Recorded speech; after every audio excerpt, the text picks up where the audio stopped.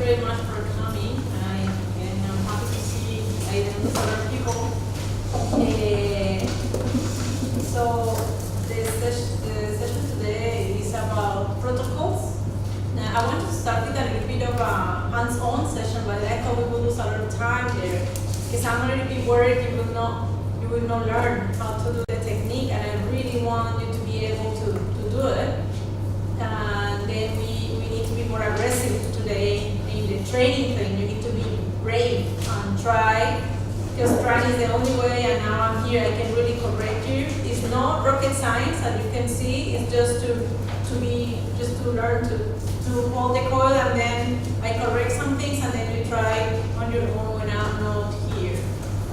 So who wants to train today? Who wants to? I'm going to sign this certification that you know how to get a motor threshold and how to do some stuff. Who wants to do it? To get this. Yeah, I know, although if it doesn't, raise the hand, I will have say you.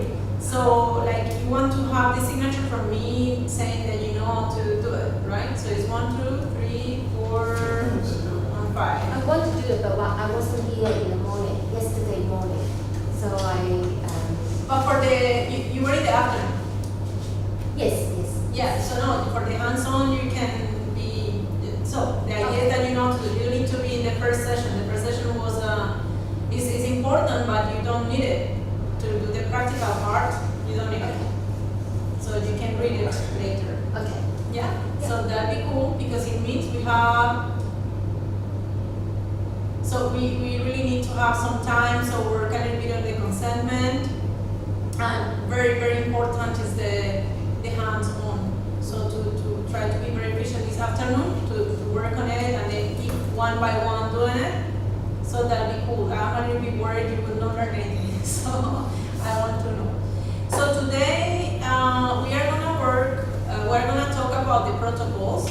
And I like this phrase to start the session. It will be all about protocols.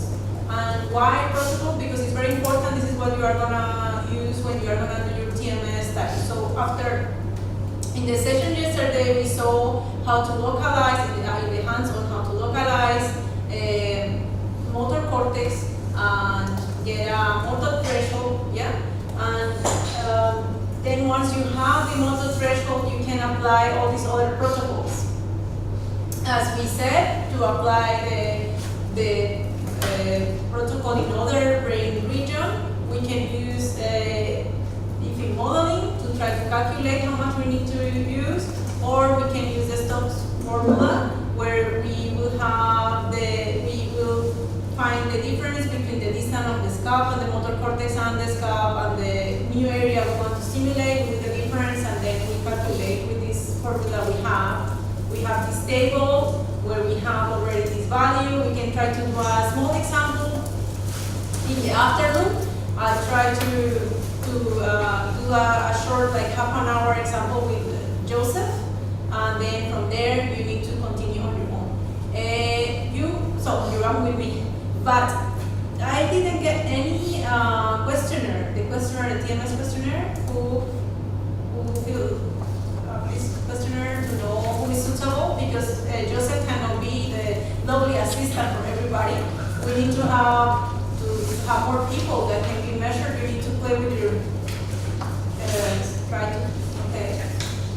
you need to be subjects, so it cannot be just one person. We need more people, yeah? It cannot be like 5 hours Joseph and Alex being stimulated. So please give me the questionnaire. I would like to check it when at some point in the break or something like that.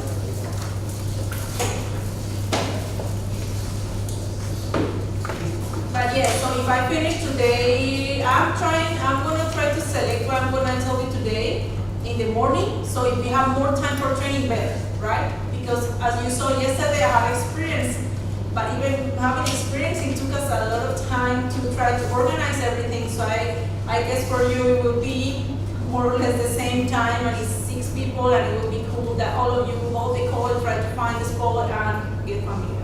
So I'm gonna try, I have a lot of information here. I'm gonna try to select what is the most important. Okay, so this phrase. health.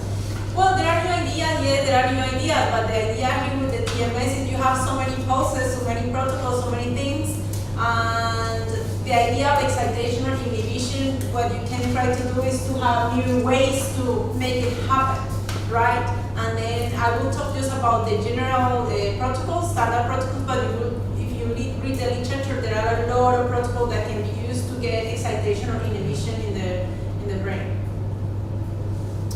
So today we will talk about mainly advanced. Well, I would like to have some time to talk about advanced methods as well, so that you know what you can do. So we will use TMS methods 1 and TMS methods 2, and it will be probably a short. I would like to have the time, if you want, to talk about neuroimaging and TMS. Would you be interested, like EEG TMS, MRI TMS? Because this is the way to go. I mean, you cannot stay only TMS behavioral. You are going forward, and then it's good that you know that it is possible, and definitely EEG TMS is very, very possible. So just to mention something about it. So knowing that you want to know these possibilities, so I'll try to organize the talk. To summarize, I will skip some slides. So it will be TMS methods 1, that will be protocols, TMS methods 2, and then the hands-on will be TMS technique. Number 2, it means you will be trying. And final remarks, conclusion, and questions. So if we had some time and you have some ideas about experiments you want to do and you want to discuss it with me, feel free to do so. If you want suggestions, if you have questions, if you cannot do it now, you can send me an email, and if I can help you with anything, I'll be happy to do so. Okay. So in this lecture, we are going to talk about single pulse protocols. Yesterday we saw what a single pulse is. You can start with single pulse. Per pulse protocols, which I'm super fond of, and RTMS protocols. And super important is sham and control conditions. All your experiments should have a control condition. It could be either sham, control, or both, depending on the time. And then if we have some time, I'll talk about your imaging and TMS, and I would like to do a summary. You have in your slides there, like what you should take into account of everything we have talked about when you're organizing an experiment, why I think it should be a good way to do it, how I plan my personal experiments. That would be how I think about it. And then it's just a suggestion. Obviously you can modify as you wish, but it's just a suggestion to summarize what we have talked about. Single pulse protocols. Okay, so yesterday we learned what is a single pulse, and there are paradigms using isolated pulses. So it's not only to hit the head of Joseph and make the finger move. Actually, we can do something with these pulses. We can use it to study particular cortical regions. They are used mainly for evaluating brain dynamics and diagnostic purposes, like motor cortex, so like to see how healthy is one tract. So we can also use it to evaluate, to disrupt a function using just one pulse. If you send, we will talk about it as well, about the time that you should send it. I will not tell you which one is exactly the time, but that is possible that you check what time is the time when you deliver the pulse. So actually, you can do a lot with a single pulse. When using research, you can use it to study brain states. So as I said, it can be used to interrupt the neural mechanisms of specific brain regions. For example, currently we are doing studies on visual cortex, and we are doing TMS-EG. Just to give you an example, the application of single pulse, and that we are trying to do is to disrupt. There are many papers that say that you can disrupt visual perception. We are working with motion, so that you can disrupt motion if you send a single pulse at a certain time.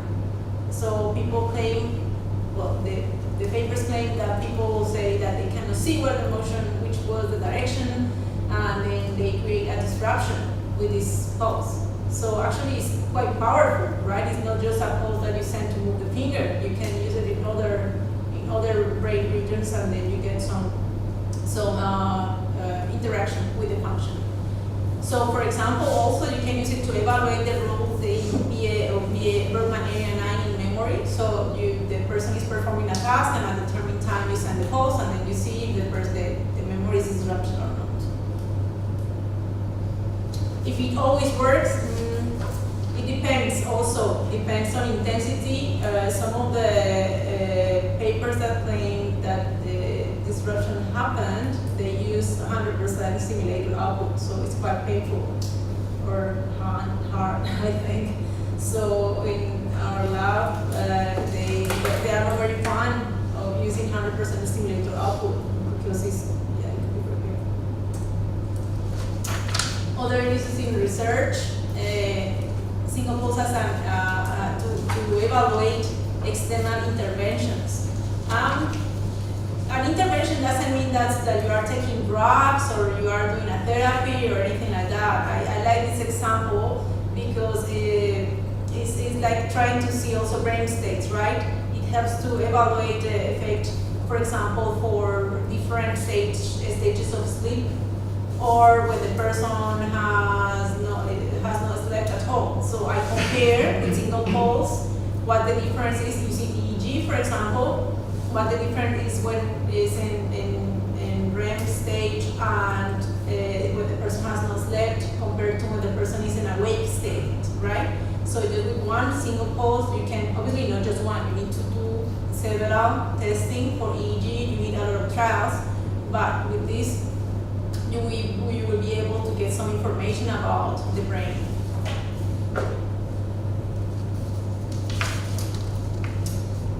So let's remember from yesterday, motor potential, because I'm talking about in general about cognition. I would like to focus a lot about cognition because you are cognitive departments. You are not going to be working with motor cortex, I think. So I put this just like, okay, when you are doing clinical studies and things like that, so single pulse MEP is widely used. So just remember that we have the possibility also of evaluating MEPs, that we can do science with it, we can do clinical diagnosis with it. So it's quite powerful just with one single pulse.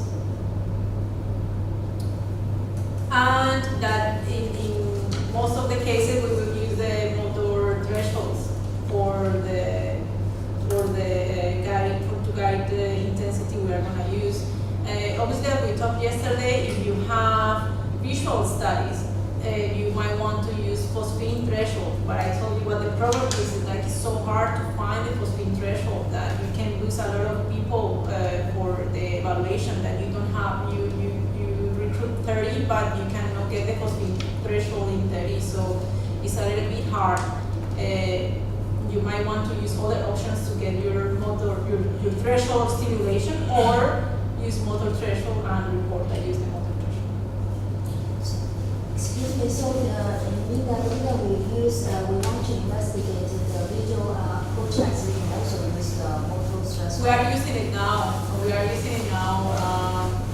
because it's so hard to find the phosphine threshold, and we want to do some piloting and starting, and we did the piloting with several people, and we just got like with 6, we only got one person who could see it, so it's really hard, and you need to keep moving. And so we decided to do motor threshold. Eventually we will use product modeling because we are working, it's a big project, we are collaborating with different groups, and one of them is a modeling group. So eventually we'll work with them. But yeah, I mean, you can use it. It will work. If it works or not, that's another thing. Well, the thing with us is that we are using motor threshold, but what we are doing is measuring different intensities of the stimulator output. So we have the motor threshold that we found, for example, for yesterday was 59 or 61. Then this is 100% motor threshold, and then we are evaluating 80%, 100%, 120%, 130%. So we are like, if you evaluate that range, you are covering a good amount of the stimulator output. So expecting to see differences in the brain response for the region you are studying. That's an option. Yeah? It's not ideal, but it's an option and it's done. People are doing it as well. So I just want to say, I'm not gonna tell you now, like no, anyway they are recording. But regardless of that, I wouldn't tell you, like say, no, we are doing it correctly, we are only using phosphine threshold, and no, I'm being honest, it's hard to do, so we are doing it in the best way we can so far. Okay, I think we don't need to talk about this because this is a measurement for motor cortical period, but we are not a motor lab, so I think we can skip that. Unless like someone really wants to know about this, but I think we should move to be able to have more time for our hands on it.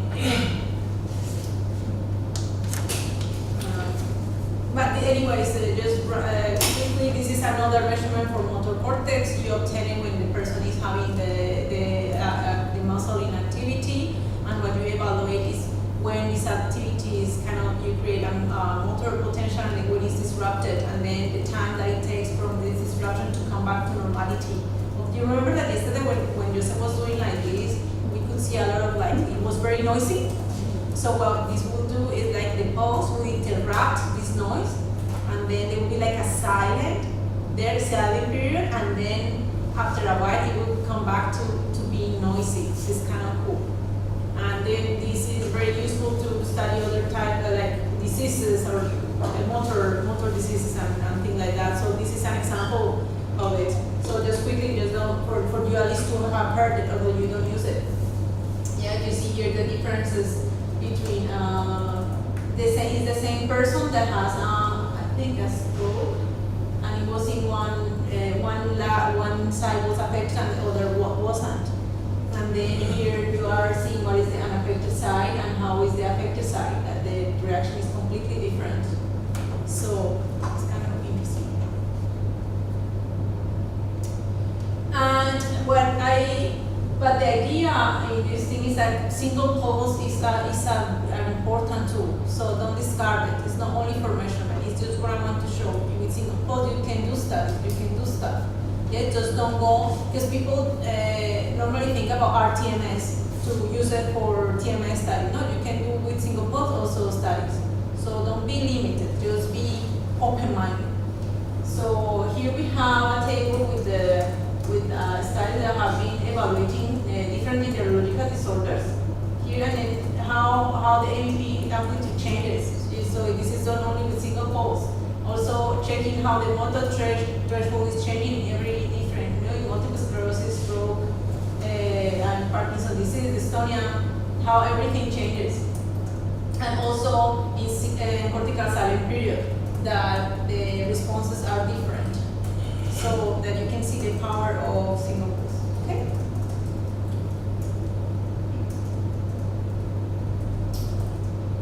Okay, this is I think this is really interesting to show. I mentioned it yesterday a little bit, and this is an input-output curve. And it's not only for MEP amplitude, but you can use it only for when you are combining it with other neuroimaging methods. So the idea is you start to increase the stimulator output with and then you start to see how things are changing. So this is again, you are not applying any RTMS or anything, you are using single pulse. But of course, it's not just one pulse per condition. You have you have 30 stimulator output, 45, 60, 85, 100. As I was saying before, no, we are using different, in our study, we are using different levels of stimulator output based on resting motor threshold. So I say, okay, I'm going to evaluate how much is it if I apply 80, 100, 120, 130. Here they are doing it, the stimulator output, 30% stimulator output, 45, 60, 85, 100. What you would do, you would send a series of pulses, no one, 10, 20. For MEP, 20 pulses is fine. So 20 pulses, you do the averaging, and then this averaging, you compare it to the averaging of 45, averaging of 60, understand? So in case Joseph's case yesterday, motor threshold is 59, and active is actually 49 active. So for if we want to design a kind of stimulator output, it should be 59, and then lower. You mean the 20 lower?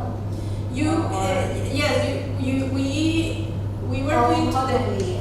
can we design that kind of range? I mean, here the horizontal line. Here in this case, they are using only stimulator output. They want to check how people will respond for the ABP amplitude changes with the stimulator output. In the case of Joseph, or if you are doing any other study, right? Yeah. You can do is, I choose, we don't have something to write because I could write and then just to make the calculation, but which is silly, but he has 59, so 59 is 100%. Here they are using percentage stimulator output. We can use percentage of resting motor threshold. Yeah. So my resting motor threshold was 59, that's 100%. And I can have a response curve for every subject when my 100% will be their individual resting motor threshold. Yeah, in this case 59 for Joseph. And then I say, but I'm going to evaluate when the 50% resting motor threshold, 70%, 90%, 100%, 110%, you know? So here in my x-axis, I will have percentage resting motor threshold, and it will be here 70, 80, 90, 100, 100. For every person will be different because every person is different. But then you will have a response that is individual for, in this case, Joseph. And they have here MEP amplitude. We can have MEP amplitude. We can have ERPs, that was the response. When you are doing EEG, event-related potential. We can have pulse signal response when we are doing MRI.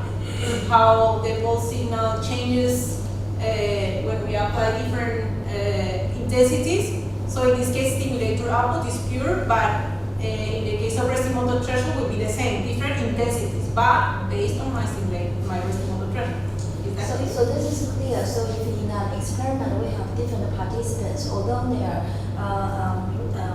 motor threshold are different, but we can set actually the same the percentage. Yeah. Yeah. Okay. Yeah, because for him 59 is fine, but for other people you will have resting motor threshold of 35. Yeah. That is like the half of Joseph practically. So if you apply if you choose this level as the resting motor threshold will be too high for them. Yes, I see. But it's equivalent. The response should be more or less equivalent. You will have you will have some response like this. Right. So the idea is that you get these responses. So it's very simple study. I have a colleague that he loves these response curves, and I think it's quite clever because it gives you information about how TMS is interacting with the function or with the brain. And you say that this colleague of mine, we are doing a study with the EEG and the MRI as well. So to check how the pulse signal changes with the different intensities is kind of interesting. And what you do is that then what you try to do is to fit a Sigmund curve to the data. And then you compare. I don't know if you have conditions or you compare, but with that you have a study, small study, but you have study. So like you can see all the power that you can have with TMS, right? That you can collect data, you can tell you information, you can compare different groups. Obviously, just presenting this doesn't make any sense. You need to compare also one condition A with condition B. I don't know, old adults again, young adults, or people doing a memory task with people doing an attention task, or you can play, have ideas to modify the response. Play with it. So it can be obtained with the muscle at rest or active. You can as you wish. And well, it is believed that these curves are modulated by cortical mechanisms that are associated to GABA. You know what GABA is, right? Who wants to say something about GABA? Neurotransmitter, GABA. Alex. So that is related to the GABAergic glutamatergic system. You know, GABA is the most important inhibitory neurotransmitter we have in the brain, right? So we will hear this a lot today. Like a lot of the RTMS and DCMS protocols are interacting with these systems or the mechanisms. The interesting thing from this curve is that they have found that for different muscles, you get different responses.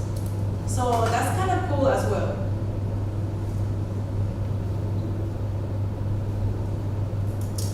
Okay, any questions? I thought that was I really wanted to show you about IO curves because you could when you have an IO curve, you are not depending on behavioral outputs in this sense.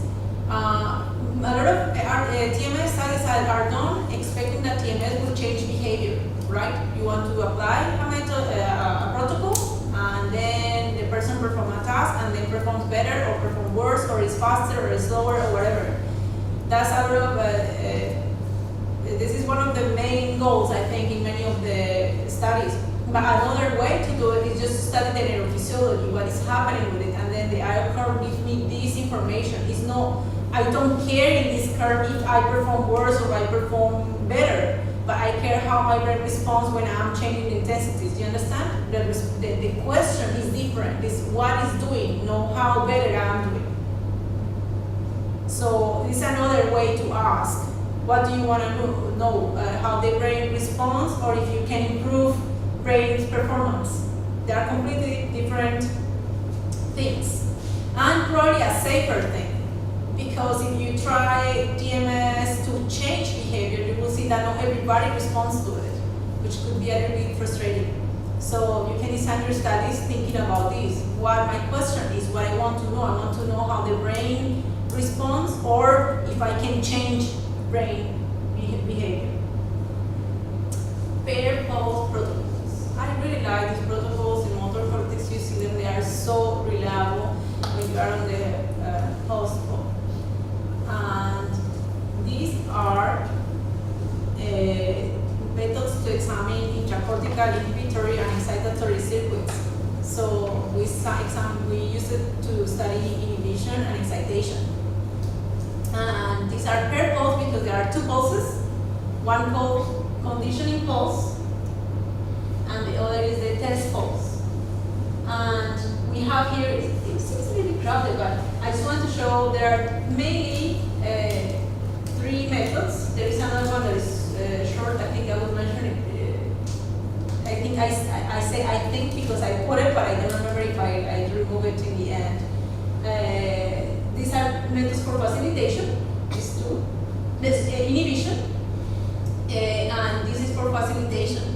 And there is another one that's called short intracortical facilitation, and I didn't put it here, but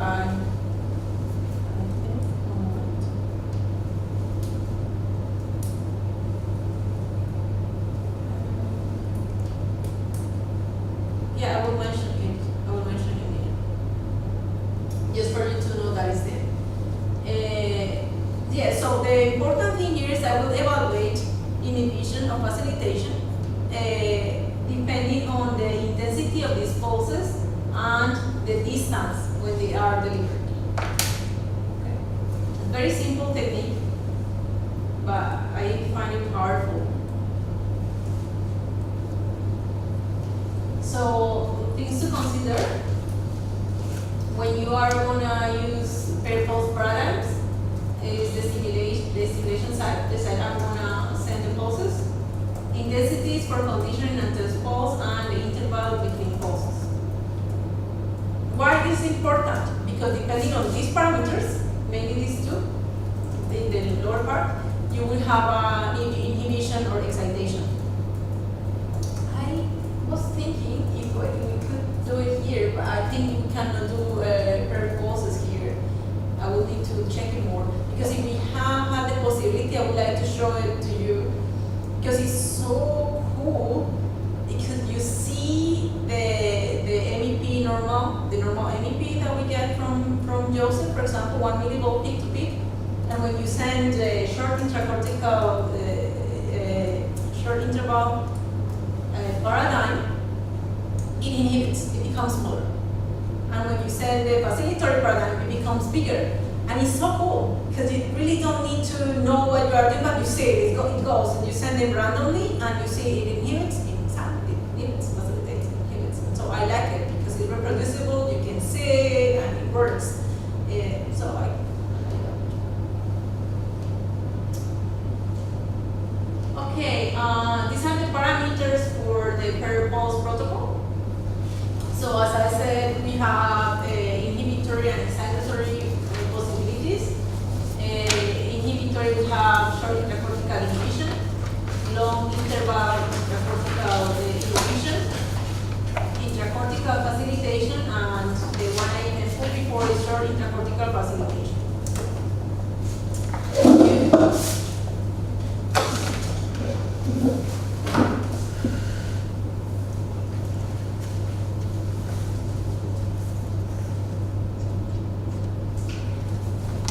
So if you see this column here, this is the stimulus interval, so the time between pulses. And here for CK is from 1 to 6 milliseconds. For leaky is from 50 to 200. From ICF is from 8 to 30 milliseconds. Now for short intracortical facilitation, you have these values. You can get that, and it's very important that you keep that. The thresholds that you are going to use for every pulse. I don't know if it is a little bit confusing. We are going to talk about one by one. Probably will be easier. Short interval intracortical inhibition. You have a conditioning pulse and a test pulse, and the distance between these pulses is 1 to 5 milliseconds. And I put here the condition stimulus should be subthreshold. What means subthreshold? Subthreshold? Lower than what? The motor threshold. Exactly. It should be lower than the resting motor threshold. So my condition stimulus should be lower than the motor threshold. So in this case for Joseph, if it was 59, I would apply a value that is lower than 59. Well, no, whatever I want, no? There are protocols. 80% probably I can use 80% now of my resting motor threshold. And the second, the test stimulus will be a suprathreshold, which means higher than my resting motor threshold. So 120, for example, right? It depends. You will find differences how people do it, but they follow. You need to follow this. It should be subthreshold and it should be suprathreshold. Okay. And you will get an inhibition, and I really like this because I would like to believe that this is true. And they are related to GABA A system, so the mechanisms. So it seems that the CT reflects GABA A receptor mediated inhibition. So it's quite cool. There have been pharmacological studies, and they have tested it with pharmacology, and they have realized that when you apply CT, it reacts to it, so that you have mediation with GABA A receptors, which I really love it because it gives you a lot of information about the brain. In the study I was doing in Olga, we were working with anxiety patient children and children or depression, and they have differences in GABA, right? And I thought that was so super cool because then if we do CK or leaky protocol, you should be able to see some differences between healthy participants, which we didn't have because we are not allowed to do with healthy, but you should be able to see differences between GABA A for the CK values for healthy and compared to anxiety kids. So I think it's really powerful. And if we did not have healthy people, what you can try to do is to do therapy and see how it improves the level of GABA in the brain. You see the power? I really like it. I really love this because it's not only to use it for modulating, but if it gives me some information. Then of course, there is the other part. Yeah, but we know if the person gets better because we are giving this medication, and with this medication, the brain is getting stable. But yeah, but then you can measure it. You can show it. You can see, okay, yes, when I started my therapy, values, well, it looks it sounds a little bit like fairy tale, right? But if it works, it will be super cool. And then when you are advancing in your therapy, you measure it, and then you supposedly this measurement, CK will tell you some information about the levels of GABA in the area you are stimulating. So, can have I transmitted my admiration for this technique, which I think is very, very powerful? Yeah, just try to make myself understand a little better. So actually for signal pulse, so we only there's a threshold, and then we can actually make our stimulating output according to a kind of a percentage.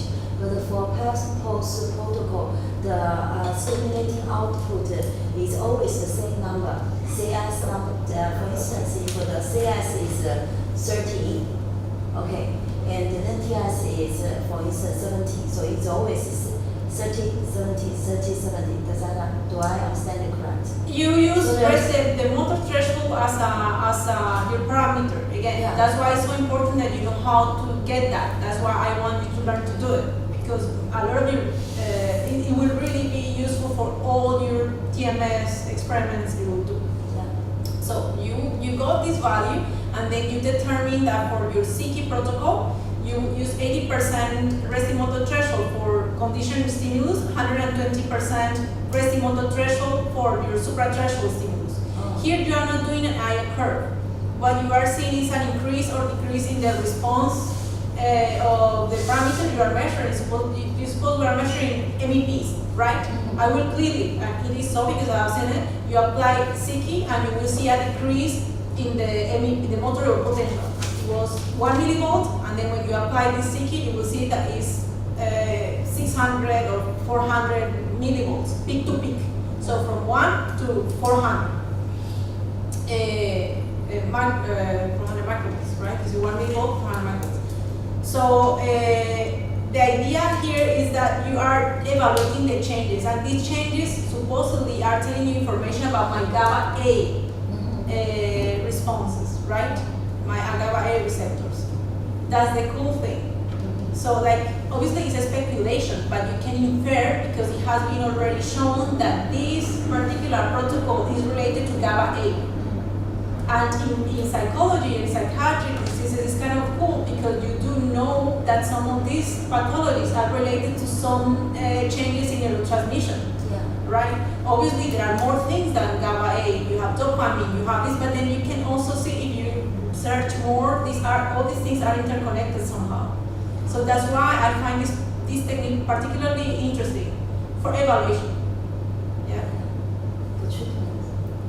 I don't know if for treatment, I think you can treat, but you can evaluate how good the treatment improves if it gives you some extra information about the treatment. You cannot treat, this is not for modulating, but for evaluating the modulation you are causing. Yeah, but my question is actually, is the CS, TS remain in the whole experiment at the same value? Yeah. The same value? Yeah, it's always the same. So for every individual is different, but for every individual. After we define it, then it's always the same. Okay. Yeah, so when you are doing your study, you say, okay, I'm going to use, as I said, 80%, my conditioning stimulus will be 80% resting motor threshold, my suprathreshold stimulus is 120 resting motor threshold. This is what you define. As I said, I think this is the protocol from Olga. It's I don't know which year is this paper, but you will see some people will use 90%, some people will use 70%. There is a very nice paper from Kujirai, I think is the name of this guy, and he did all this study evaluating the different intensities. I can send you I then put this, it's a very important reference. I can send you this reference. I sent it to Joseph, and for the ones interested, you get this paper and you read it because it gives a lot of information that he was evaluating per protocols, per post protocols. And I think it's kind of cool. For people that are working with cognition, this could be a very powerful technique, not based on changes in behavior, because it's very hard to get a stable behavioral outcome from TMS, in my opinion. Unless it's, I'm not going to lie to you. I would love that if I apply TMS, everybody is inhibited. But it doesn't work like that. And I think it's kind of similar to Advil, using Advil or paracetamol paracetamol, ibuprofen or paracetamol. For me, paracetamol doesn't work. I have headache, and I take paracetamol, and it just doesn't do anything to me. I always use ibuprofen.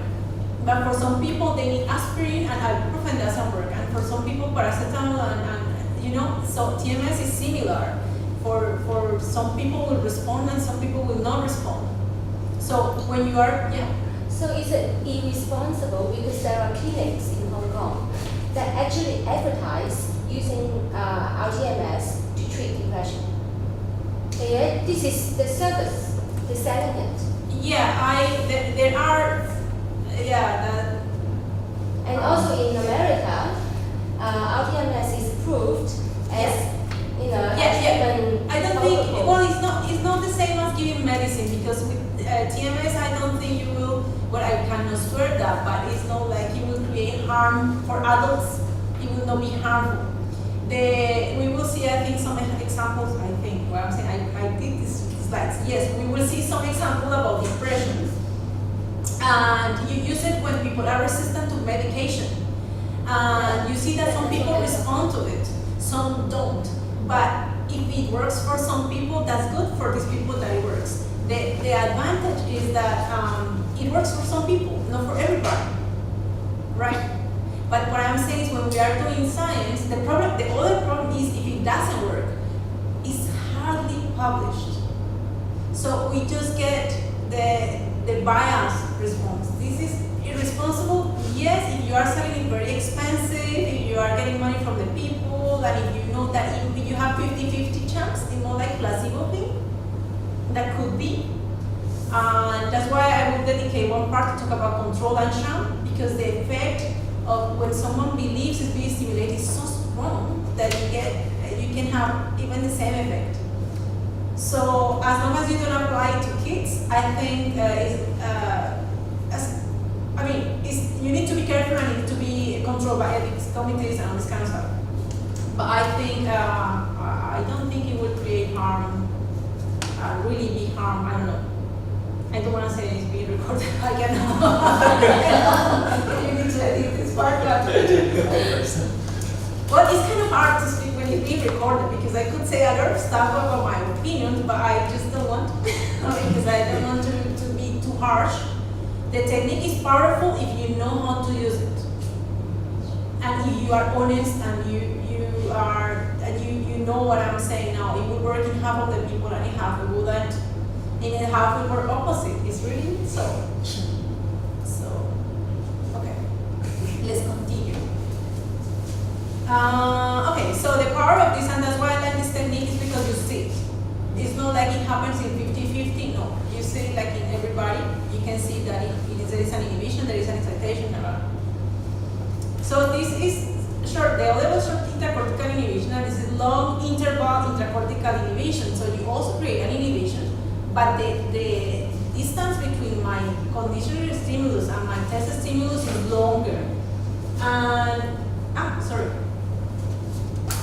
Okay, I was checking I have two here, because I have some notes here. Okay, an example for short intracortical inhibition is that CK is reduced in patients with Parkinson's disease, dystonia, Huntington's disease, Alzheimer's, schizophrenia, and others. So just to show you a little bit of an example of the application of CK, yes, which is nice.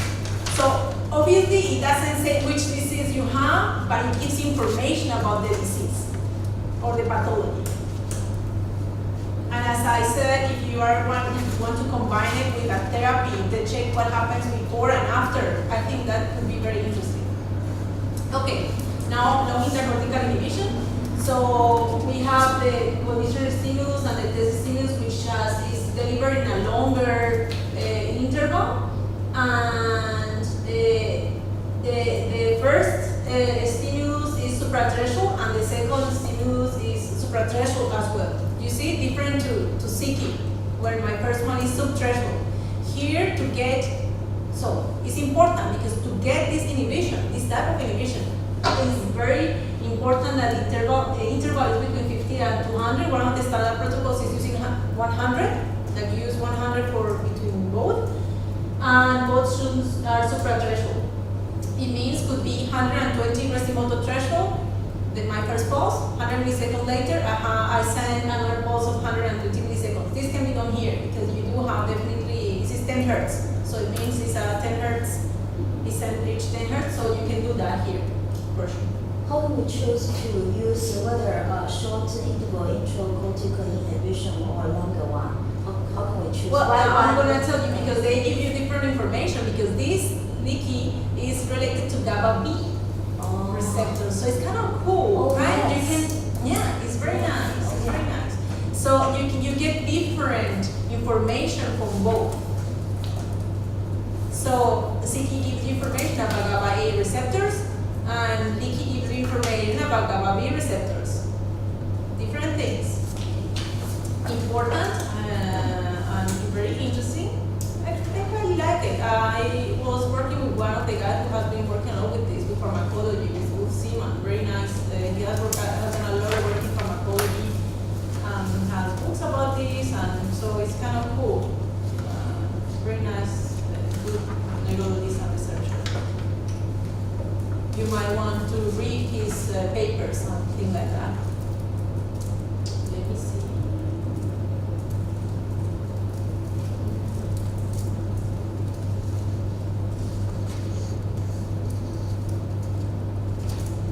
So I don't know. I think I left as I really like this technique. I don't know if I left some information just to tell you, but I'm gonna say it now, and if I repeat it, so I repeat it. Okay, so this is related to GABA B, and in one of these studies made by Seaman, they found that leaky inhibits, and probably other researchers, leaky inhibits CK. So when you send pulses of leaky, CK is inhibited. And this was found doing pharmacological studies. So they do lorazepam or diazepam or different pharmacological medications in healthy subjects, right? So it really gives you some extra information. If you do it in motor cortex, you will also observe an inhibition of the motor potential, but remember, the inhibition is being caused through different mechanisms. Yeah? So what do you want to use? Depends on the pathology you want to study. If you want to study, I don't know, if you have a question about GABA B, so use leaky. If you have a question about GABA A, so use CK. As you wish. Patient with Parkinson's disease and cellular degeneration has shown enhanced leaky. And then check this. CK was reduced in Parkinson's disease, and leaky was enhanced in Parkinson's disease. You see, you get different information there.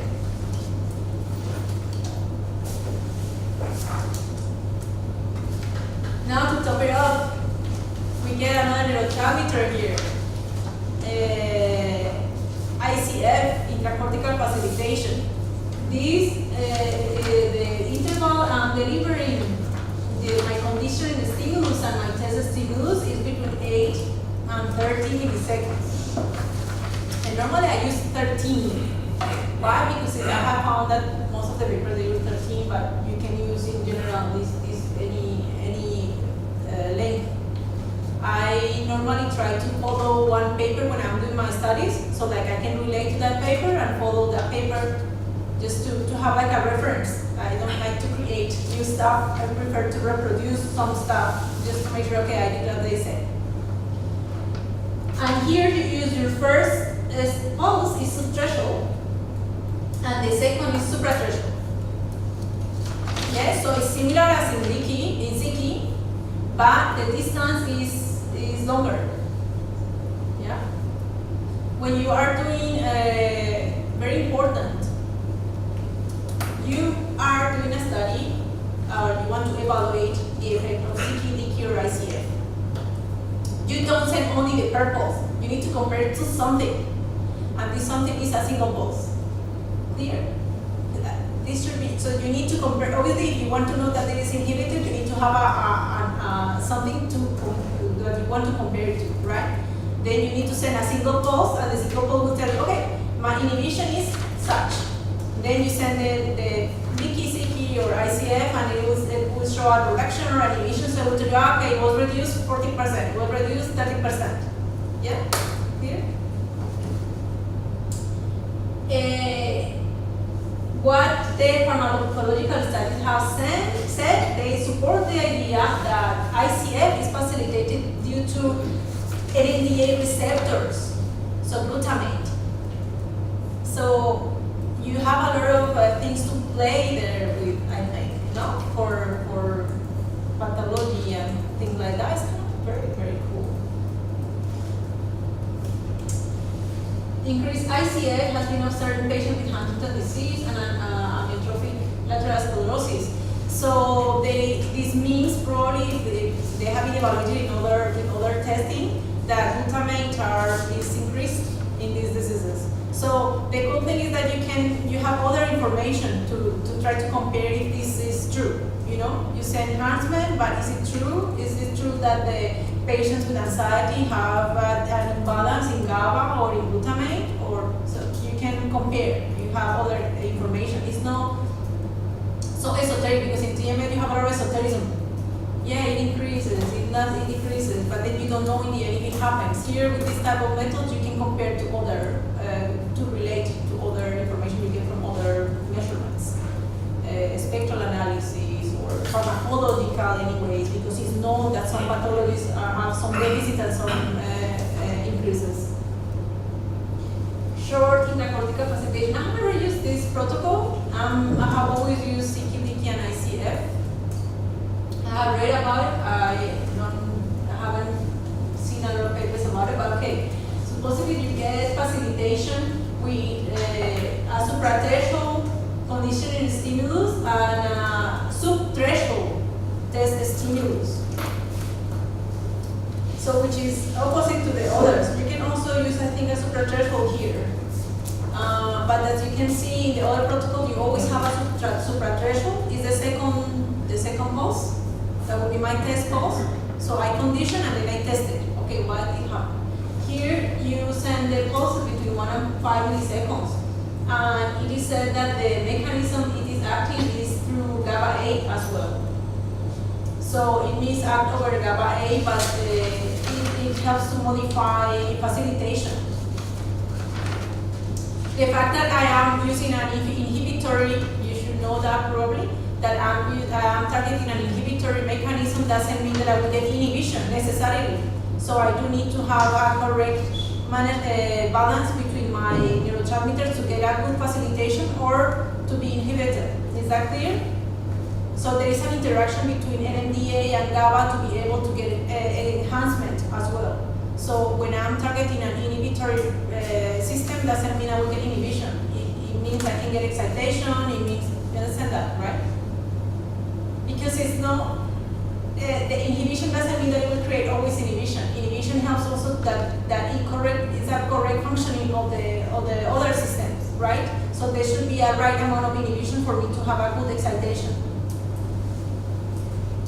It's a little bit complex, but it will be an interaction between the receptors so that there is more release of GABA and then it allows the more release of glutamate or things like that.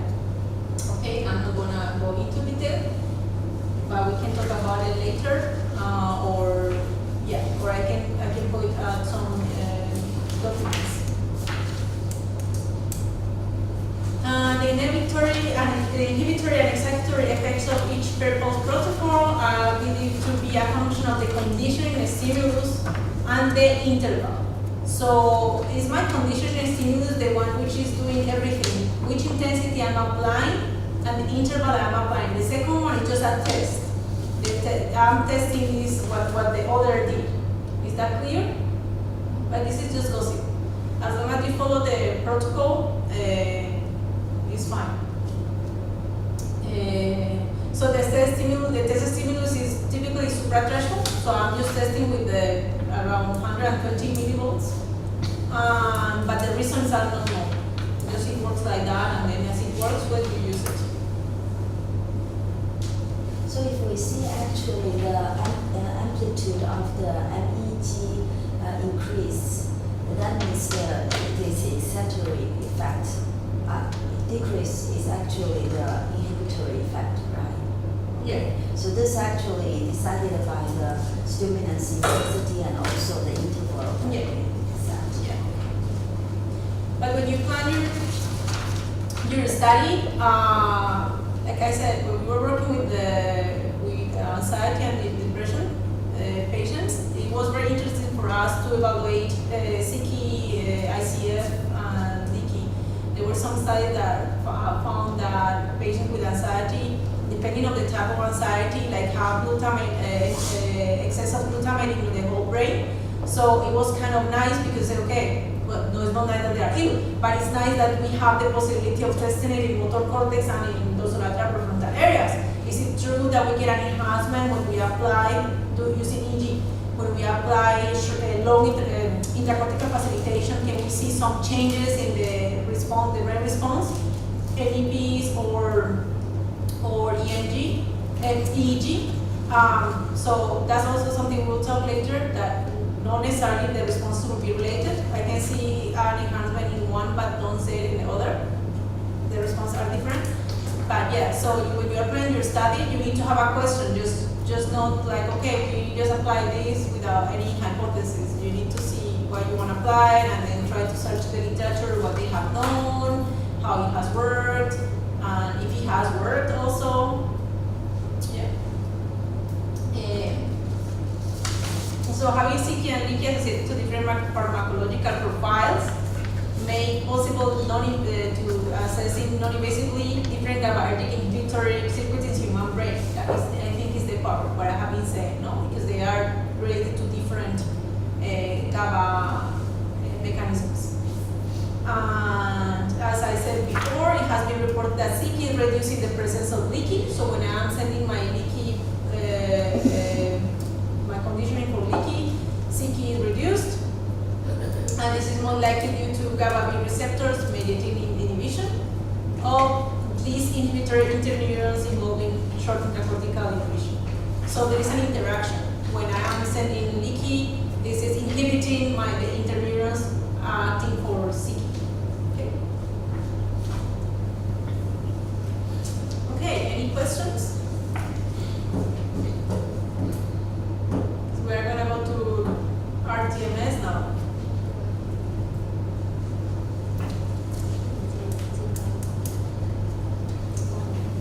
Okay.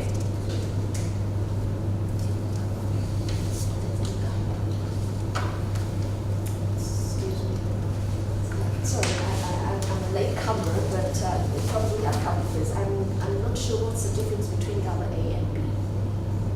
So GABA has different receptors, right? The system.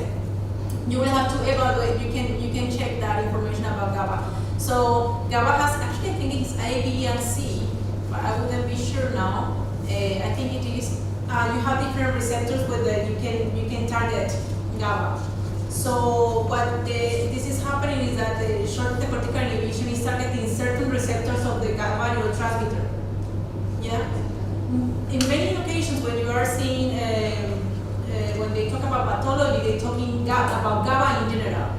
But there are different parts, the receptors that are connected to this GABA mechanism. So it's just that we are targeting certain receptors with one protocol, and with the other, we are targeting other receptors. Is it still part of the brain but different? Yeah, different receptors. Yeah. But it's part of GABA. But and also when you are giving medication to patients, there is anyone here that is a psychiatrist? You are all psychologists? What?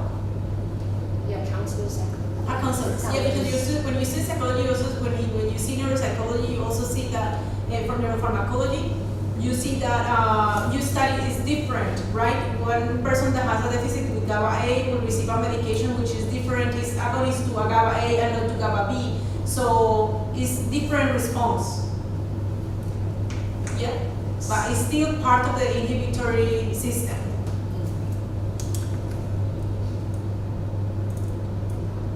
Okay.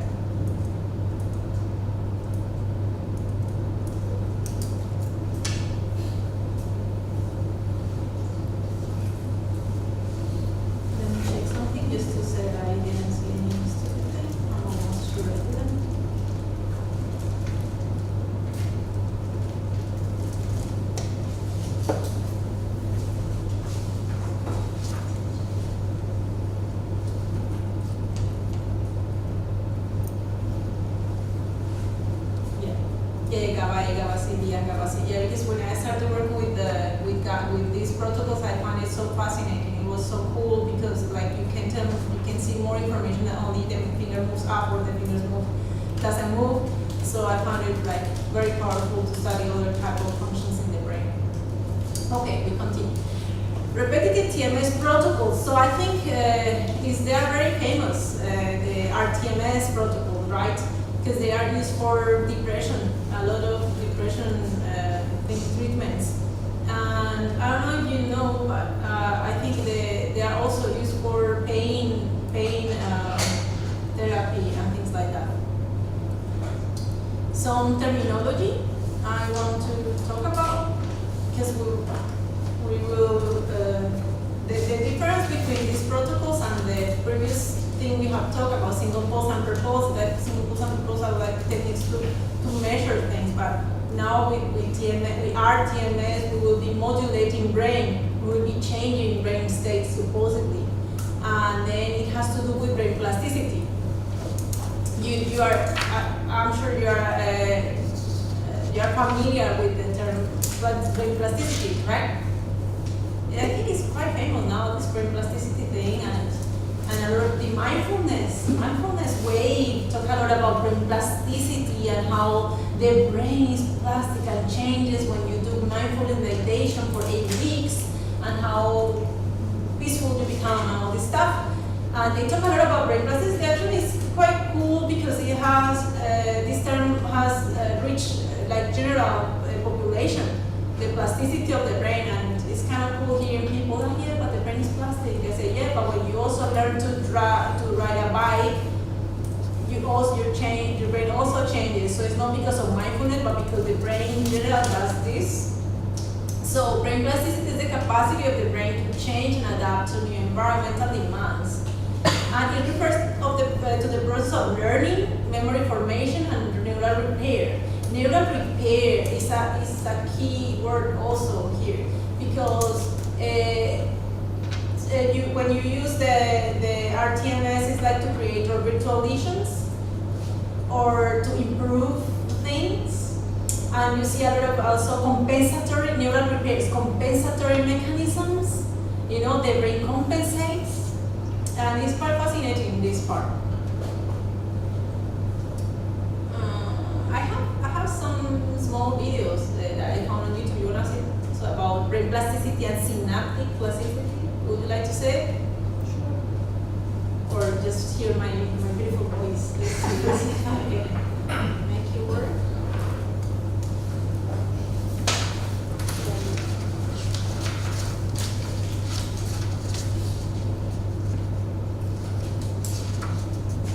This is 2 minutes about neuroplasticity.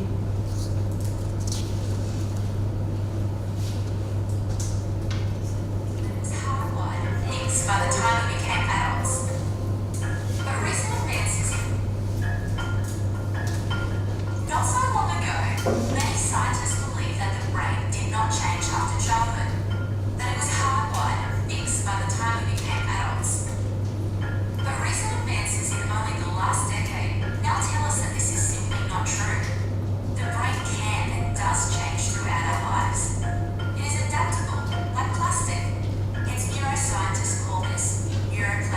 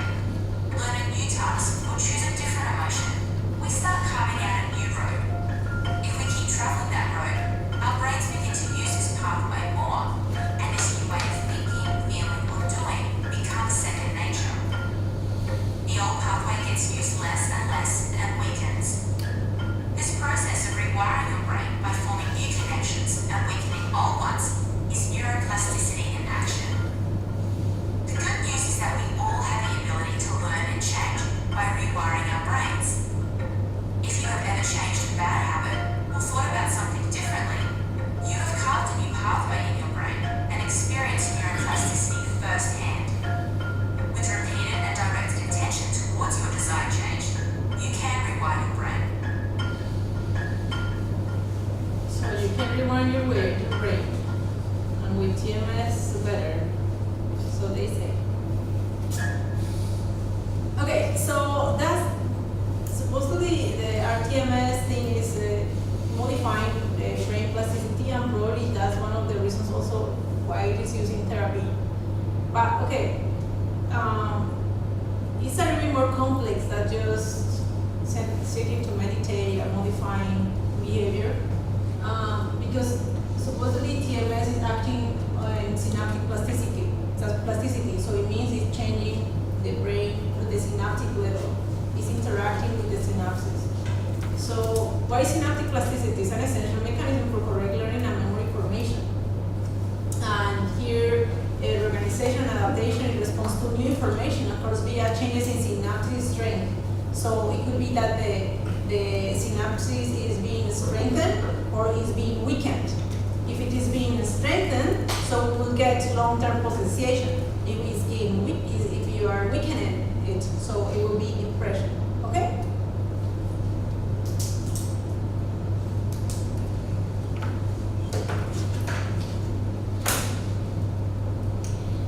Yeah. So the thing behind RTMS is in this sense, what is happening is like it's acting on LTP and LTD mechanisms. So that's why it's like powerful for therapy, because it's strengthening or weakening learning processes or memory formation or things like that, synapses. Yeah. So it's believed that plasticity is usually dependent on glutamatergic synapses. The efficacy of a synapse can be modified by increasing or decreasing the amount of neurotransmitter presynaptically released across a synapse, or by increasing. So if I release more GABA, or I release more glutamate, or for whatever I'm doing because I'm giving medication, or because my TMS is helping to release that, which is it has been reported that it can do it. I was part of a study where we want to reproduce some data about stimulating frontal region with RTMS, 10 Hertz RTMS, and it was reported that if I use this protocol stimulation in frontal region or in motor cortex, there will be an increase of release of dopamine in the caudate or the glutamate, respectively, which is quite cool. So if there is release, it is related also to what we have seen before about the evaluation of my levels of neurotransmitter, blah, blah, blah.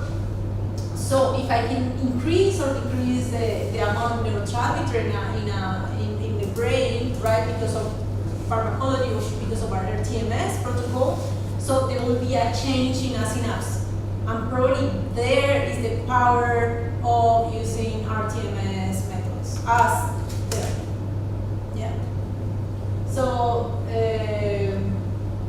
increasing the amount of AMPA receptors present postsynaptically, the synapse become more sensitive, changes taking place at one synapse affect the entire network of nerves that are, so the change doesn't occur just only in one synapses. When you are affecting one, it will affect the happening around. It's not focal.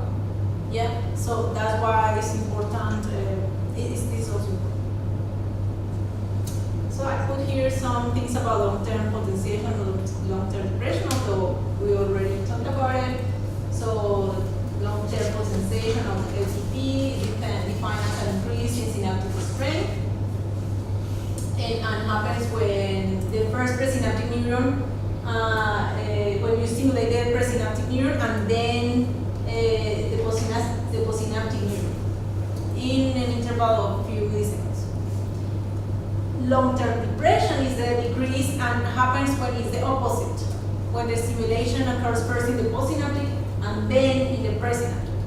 Yeah? And this is just like some information for you to know. You need to learn it, but you need to know that the RTMS is related to these processes of LTP and LTD. Because when I heard it the first time, like, but what is LTP and what is LTD? And it took me a lot of years to actually keep it in my mind. I'm not embarrassed to say that, because when you are trying to work on that and you are more focused on the expression experiment, blah, blah, blah, and then you want to understand the process, then when you want to understand, it will really sink. It will really come, oh, okay, yes, so I'm affecting learning processes, I'm modifying synapses, I'm doing this, you know, so it will really get into you. You will probably understand it today, and we'll forget it tomorrow, but in 3 months, 4 months, when you have your results, you will come back to it, and it will come back to it. It will stay.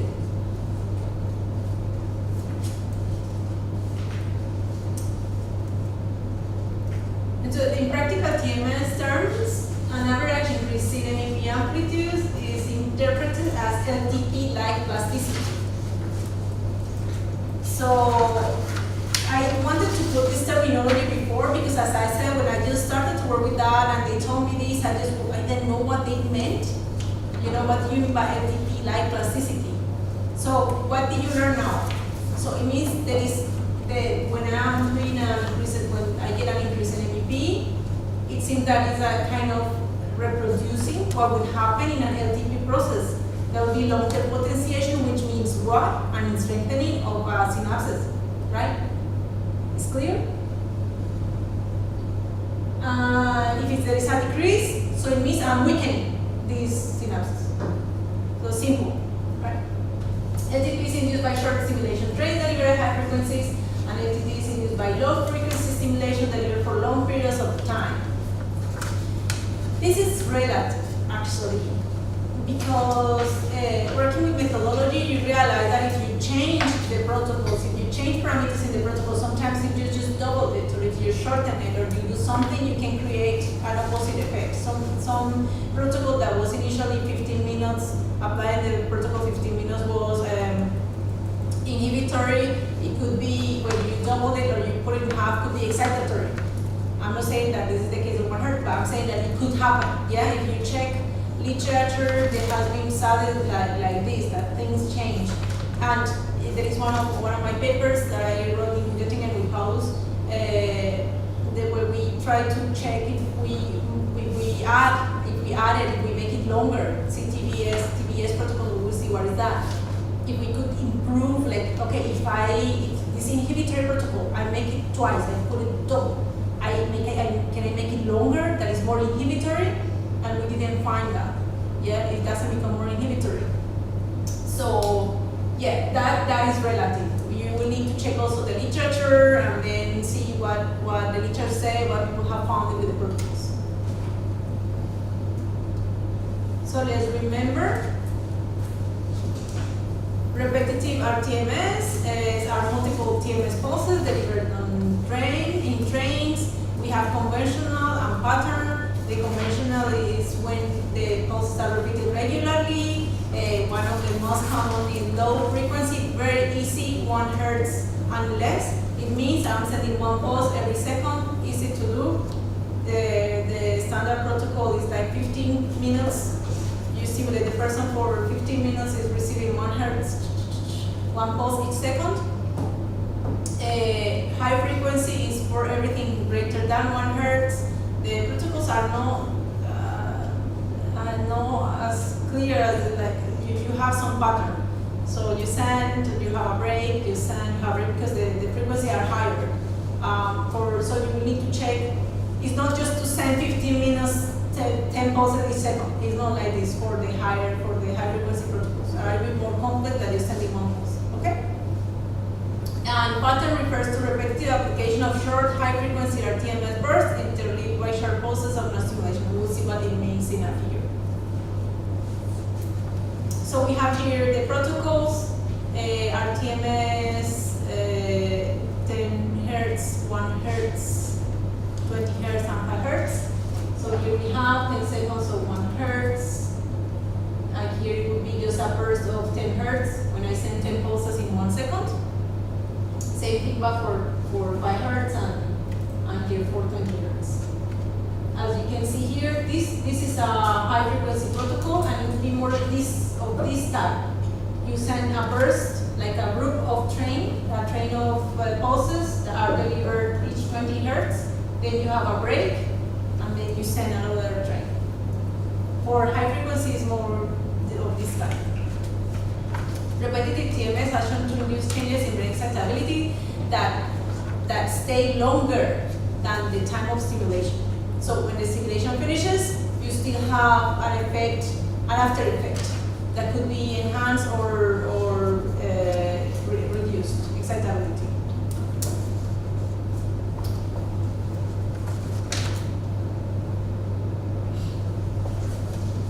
So the long duration of these after effects is making RTMS very interesting for as a potential treatment of neurological and psychiatric disorders. I think what we were talking before, that is irresponsible or not to use as a method. I think to sell it, they say like everybody will be cured with this technique. It is irresponsible, but I think it's a matter. It has the potential to see the potential that you can make it better. Definitely the potential, it seems that is there because we are acting on synapse at the synapse level, and some people will work on that, and it will be good for some people. And it's interesting anyways to try, right? And if I were a person that has depression, that is very heavy, it's a very strong depression, and I don't respond to medication, I will definitely try just to see if it makes something good for me. And I think all of us will try, right? So it's not a bad alternative. It has the potential, it can work, but sometimes it doesn't. Same thing, so what I mentioned before, what LTP and LTD are, because then RTMS protocols and the after effects that we get are associated with changes in the strength of synaptic connections between the cortical neurons, and it is similar to LTP and LTD processes. So I think it makes it easier to understand now, right, that we know what LTP and LTD means.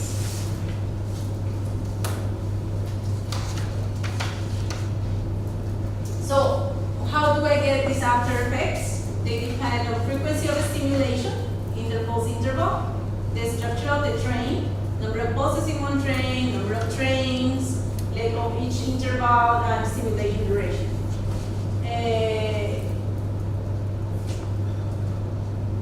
The effect seems to last according to the stimulation strength, and then larger stimulation protocols seem to last like longer, right?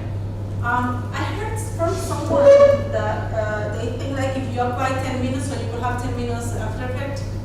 I'm not familiar with it, but I don't know, it seems like there is a rule somewhere saying that. I'm not familiar with it. I'm not sure if that's true. And definitely for TBS protocols, that's not the reality. We'll see what TBS is. Does the train actually means the period that a person is exposed to RTMS? Say it Train. The term train. Train is actually, does it really mean that? This is the train. Okay. This is a train. Okay, I see. So as I said, for high, here is not shown, but I think this is a quite good example how the high frequency protocol will be sent. You have a train, and this train has pulses delivered at the frequency I need. In this case, 20 hertz. But then here they are sending the protocol that says 40 pulses at 20 hertz. There is one train. I wait 28 seconds, and then I send the second train. I wait 28 seconds, and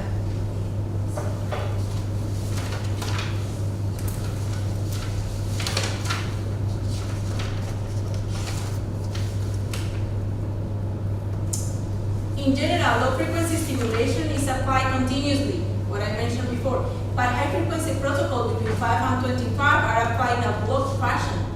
See the stimulation delivered during 1 and 2 seconds, relatively long non-stimulation interval, train intervals that last between 30 and 30 seconds. We will have an example for 10 Hz. I work with it, so I put the example there.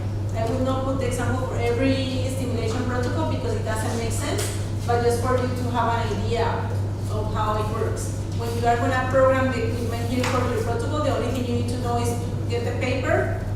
In the method section, you say, okay, how many pulses they send, how many trains they send, what was the distance, and then you put it here. Number of pulses that they ask you here, no? Number of pulses, number of trains, distance, blah, blah. and then it will tell you it lasts 15 minutes, it lasts blah blah. You need to sit. You need to sit and calculate to make sure you are doing it right. Yeah. Okay. So low frequency. I have worked with 1 hertz. I haven't worked with lower than 1 hertz, I think. And so there is a 15 minutes simulation. You send 1 pulse each second. So this will be exactly the protocol you will apply. You can send you are interested in the paper, you are interested in the study, you are interested in just 10 minutes. 10 minutes of this simulation, and still they get inhibition. So you need to keep an eye on that. I did a short study with 1 hertz and I got excitation, doing just 7.5. So you might be really interested in following the standard protocols to try to reproduce what you want to get. Like you want inhibition, so use a protocol that most of the literature said they got inhibition. That would be my suggestion. For a new study, don't. If you just want to use the protocol to create inhibition or excitation, don't be creative. Follow standard procedures. Standard means that a lot of people have done it and you have a lot of references. Before starting your study, do a search of this protocol you want to use, like wide search, and then check how many people found this. You will find a lot of differences. Some people use 10, some people use 15, some people use 20. So try to get the most standard, yeah? So low frequency RTMS protocols are typically inhibitory. But if you apply this as a threshold, it doesn't show effect. This is what I found, but interestingly, there are papers that they show an inhibitory effect with subthreshold. So you really need to check the literature, because as I said, TMS for some people gives some results, for some people gives another type of results. So this means that some people have not found result with subthreshold level. It means if I use 80% resting motor threshold, I will not get anything. And some people are saying, okay, actually I do that.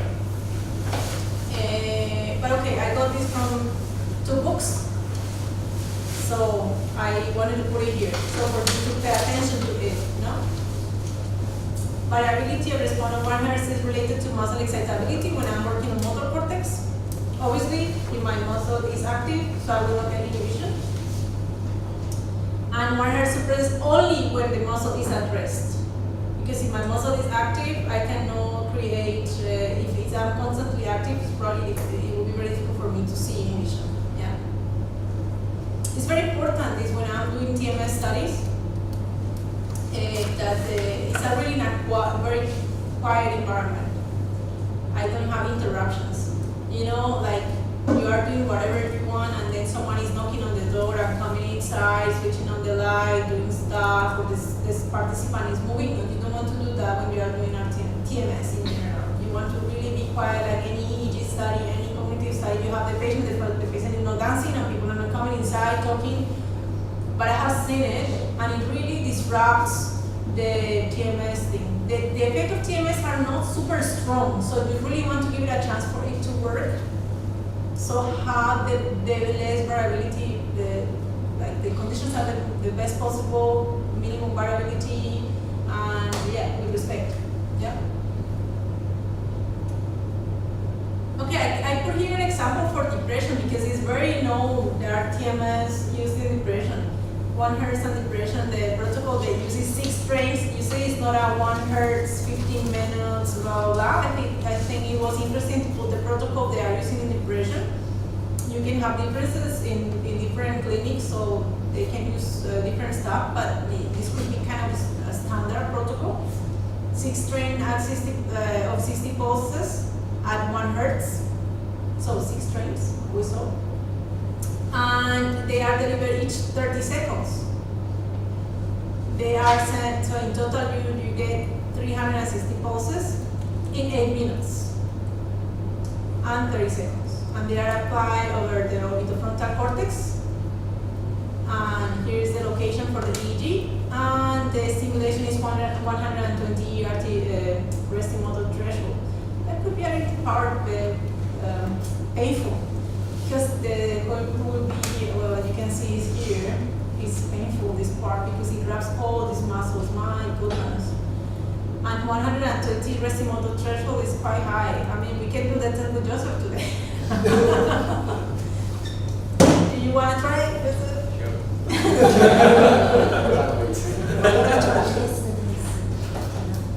So they use it for patients with major depressive disorder. Yeah, as I said, the protocols could vary a little bit between clinics and things like that, but this could be one of the standard procedures.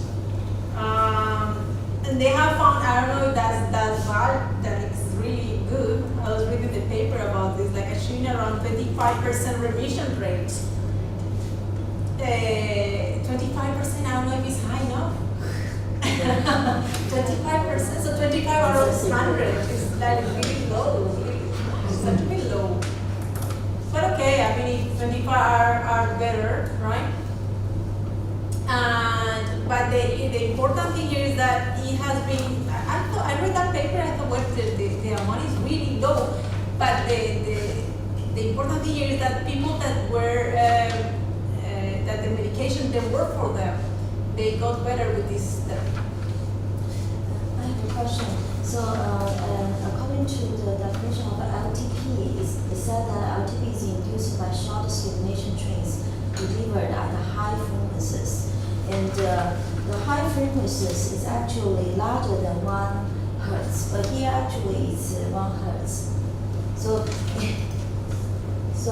I mean the high frequency actually is larger than 1 hertz, but here actually it's used 1 hertz. Yeah, because they are using 1 hertz. It's an inhibitory protocol, and what they want to probably is inhibit that part of the brain that is overexcited.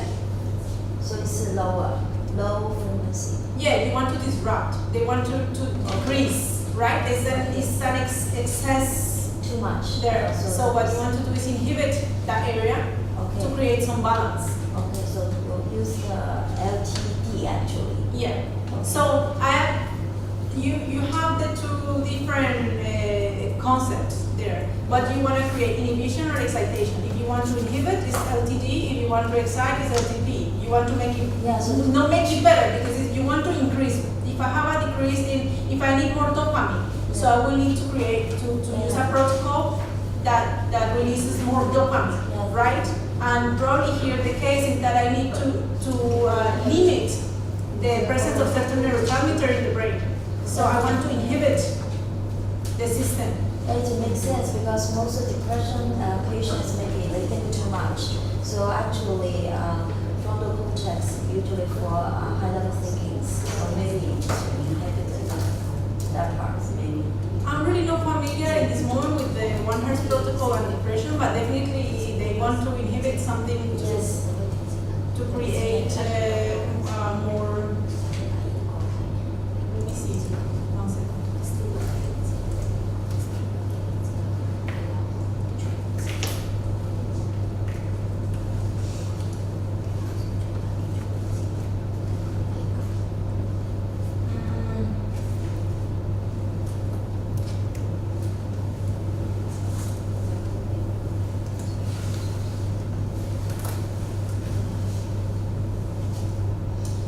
Actually, it's quite interesting, and that's also something to mention, because the antidepressant effects have been also found with high frequency, and it depends who is writing the paper. So that's why I'm saying you need to check the literature and check what they are doing. It depends on what they want to achieve, and I don't know exactly here what they wanted to achieve, right? But obviously they wanted to use an inhibitory. Their hypothesis was such that using an inhibitory paradigm they will be able to stabilize the levels of neurotransmitter in the brain and make it better. But with high frequency stimulation there have been reports also that there will be an improvement. So it depends, and also it probably will depend in the area of stimulation, because here they are stimulating a bit of frontal cortex, while in high frequencies maybe they will use lateral frontal cortex or something like this. It depends on the region of stimulation. What do you want to do? What do you want to inhibit? What do you want to enhance? It will be something like that.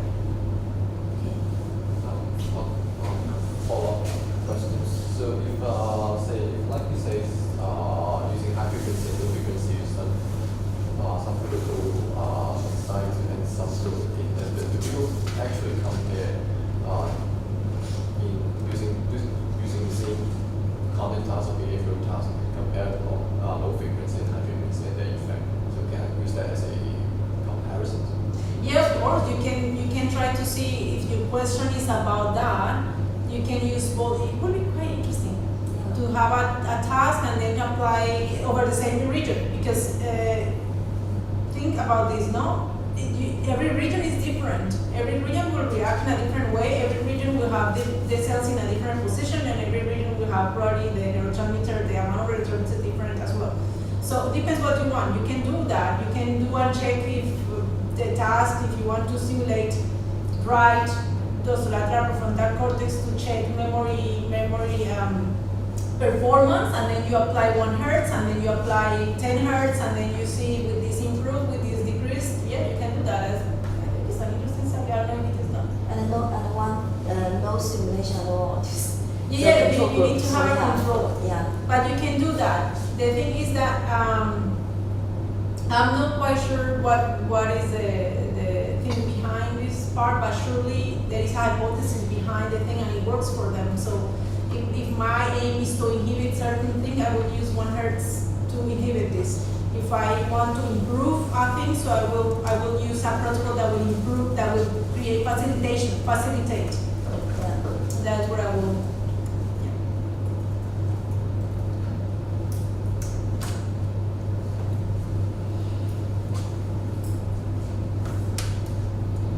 Yeah, so it is related to you apply in areas of hypometabolism or hypermetabolism. So depending on the area you are applying, you will use the protocol you want. Yeah? Or you have access to. Probably, I'm not sure, 10 Hertz is quite painful, I think. Probably 1 Hertz is more tolerable. So I haven't tested this protocol particularly, but maybe when you are planning a clinical study or whatever, you think about this kind of stuff, because you want to have the people that they come back, and then you think about all these type of things. As I said, you need to test it yourself. If the thing is too painful, so we have, when we were doing the study in Cologne, we did test the purpose protocol and in the frontal region. And it was so painful with the intensity they had. I don't know why. It was just really painful. So you need to modify the intensities inside the same range that it could be tolerable. So maybe one of the reasons also when you are selecting this kind of thing is, okay, which area I'm stimulating and what is doable. That most of the people that are not going to have dropouts. Yeah. Okay, high frequency RTMS. So everything greater than 5 Hertz. And then supposedly they facilitate.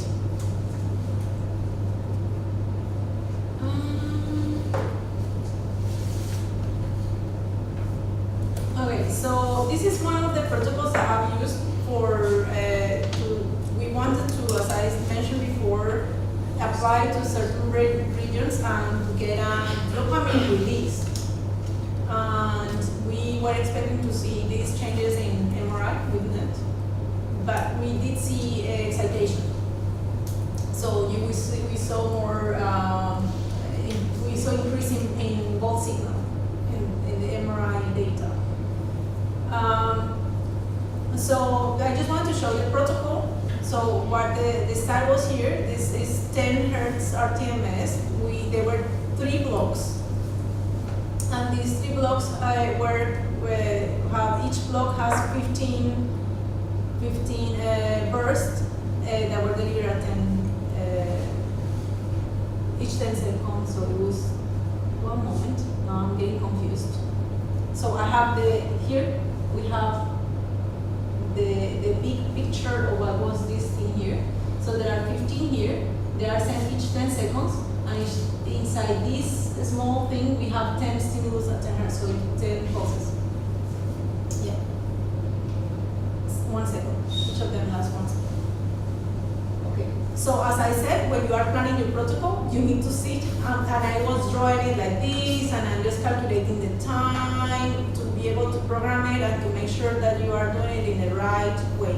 So okay, I was like, okay, how for me is clear. So okay, so I have to create first a block, 10 stimulus, they will be sending 1 second. Okay, I have here my 10. 10, and then I have to create 15 of these blocks that will come each 10 seconds, and then I have just one block of 15. I wait 10 minutes, and then after 10 minutes I send the second block, and then after 10 minutes I send the yeah.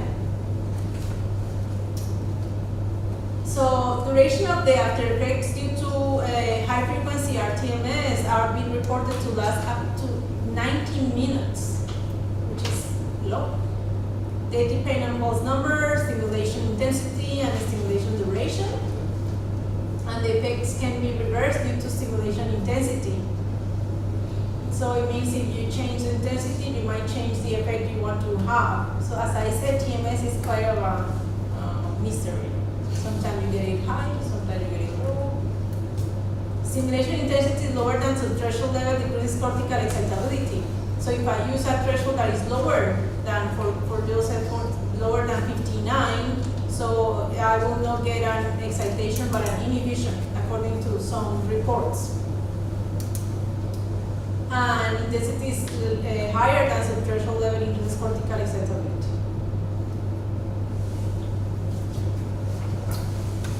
I put an example here about anxiety. As I will say again, I said this in the email I sent when they asked me about talking about clinical, like I'm not a clinical person. I haven't done clinical studies, so it's not my expertise. But I say, but certainly I will put some examples.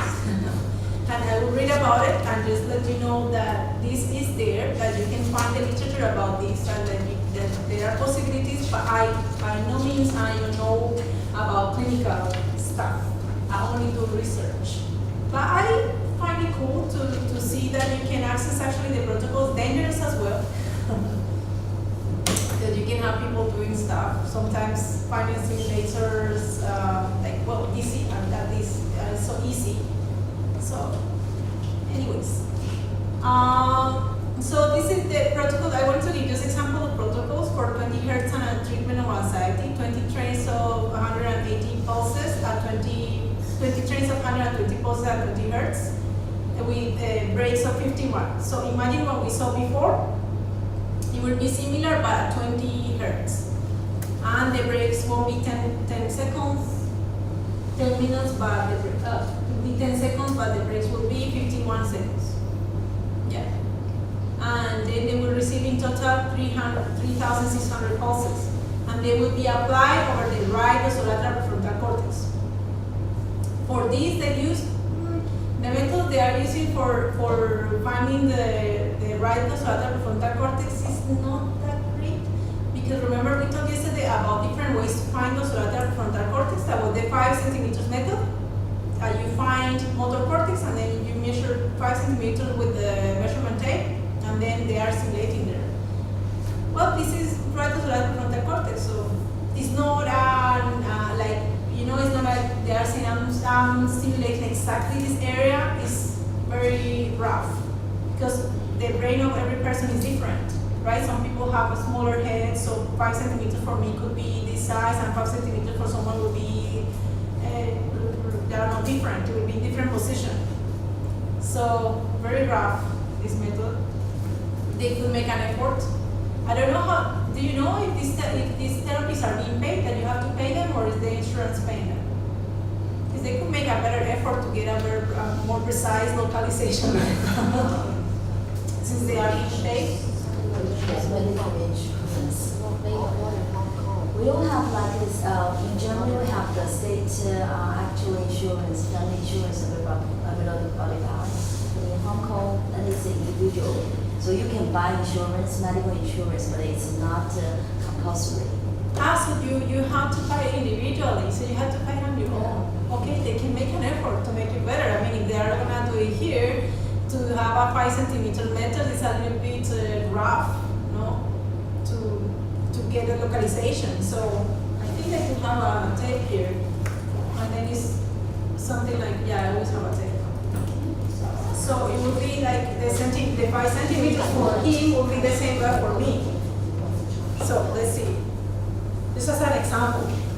So you suppose the motor cortex of him will be located somewhere here. So it will be from here to here. This will be the localization of the but probably if we measure Ruth, it will be more frontal, because it's for everybody will be exactly the same measurement. So it's kind of interesting, but it's one of the ways we are. Sorry about that. I just wanted to show. Yeah, I'm gonna get my measurement tape. I'm gonna measure myself. But this is one of the ways we are also doing science. So I think a more precise way to do it is doing with the 10-20 system.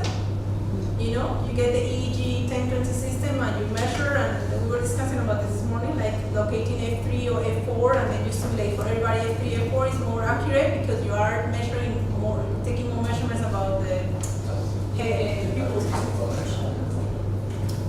Okay. Just to interact with the audience.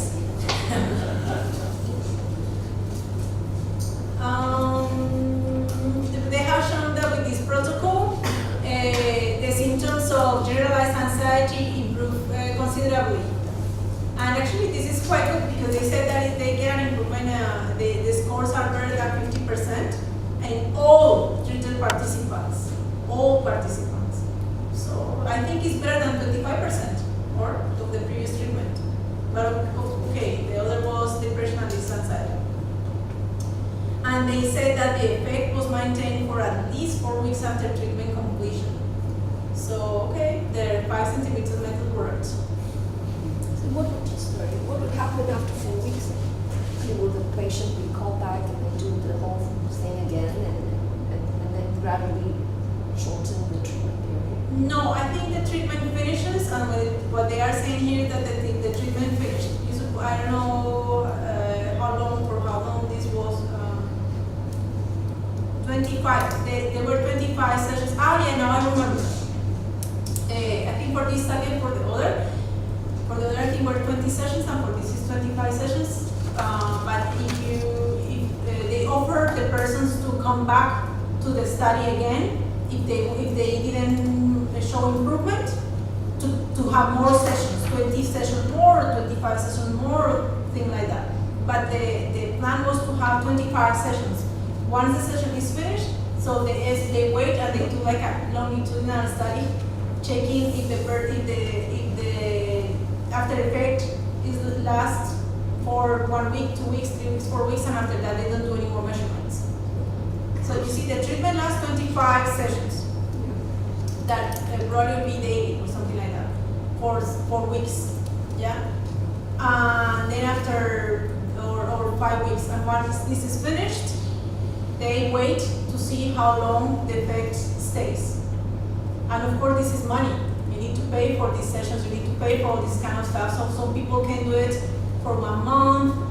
You have dropouts, they are eager to come just 1 month, but they don't want to come 1 year later. So yeah, I don't know what happened after that, but what we know is that according to them, for everybody, the score were improved after 4 seconds, so 4 weeks.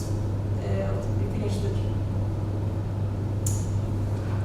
I mean, according to what it says here, the effect was maintained for at least 4 weeks. Yeah. So after 25 sessions, the patient would be well for 4 weeks. Is that what that? So there was after- an improvement in the scores, right, of the Hamilton test. So after the thing finished, Yeah, so it, they measured during these 4 weeks, and it's and until then, just to say for the at least, so until then there was an improvement. What happened after that, they don't know because they didn't measure. But the people that came and was measured until then at least were 4 weeks. It means some people might have 4 weeks and 1 day, others would have been 3 months, but they don't know that because they didn't measure. But they measured until 4 weeks after the treatment completion.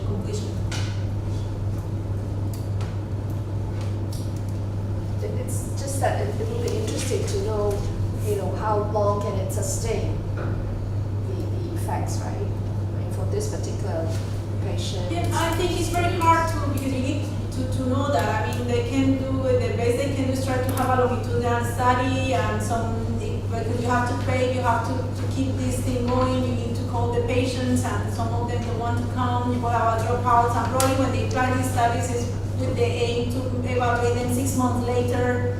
but then they realized that probably is not possible. So it would be cool, but yeah, but Has such longitudinal studies been conducted to see,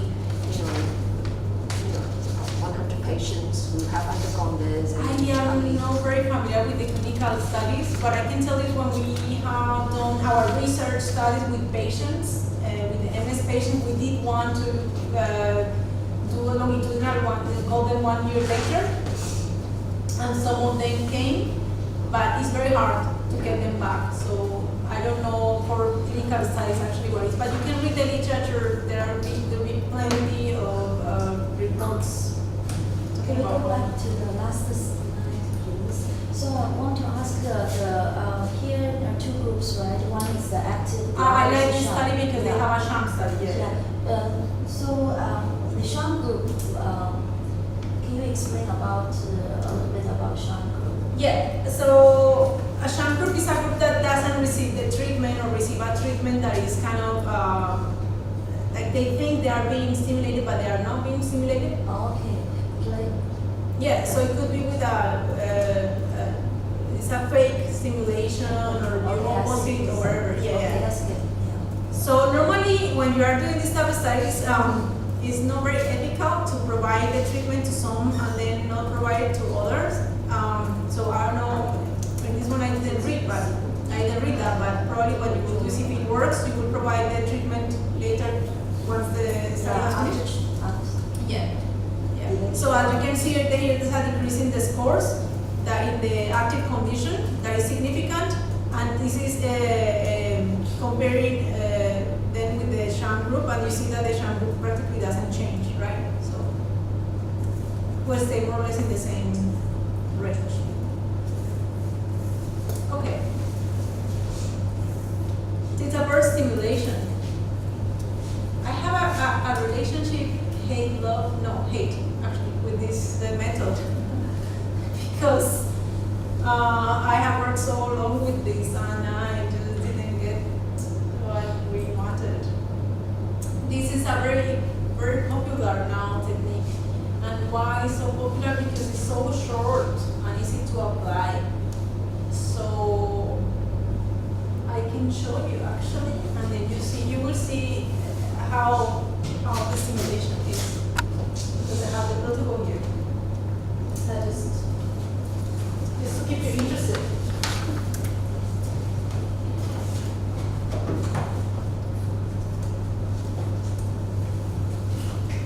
So you will see you'll be part of this fabulous BS world now.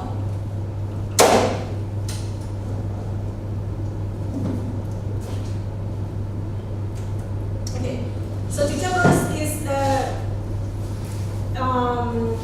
a protocol that is very famous now because it's so short and supposedly creates fantastic effects, the same as if you apply this in 15-minute stimulation.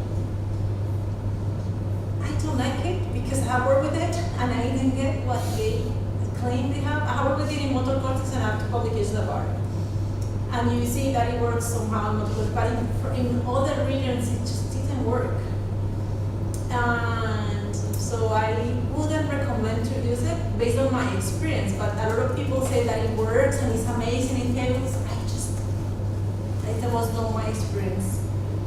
I have worked with it like 5 years and I just think it's just, I wouldn't recommend. I think because people say, yeah, but it's just for the second stimulation.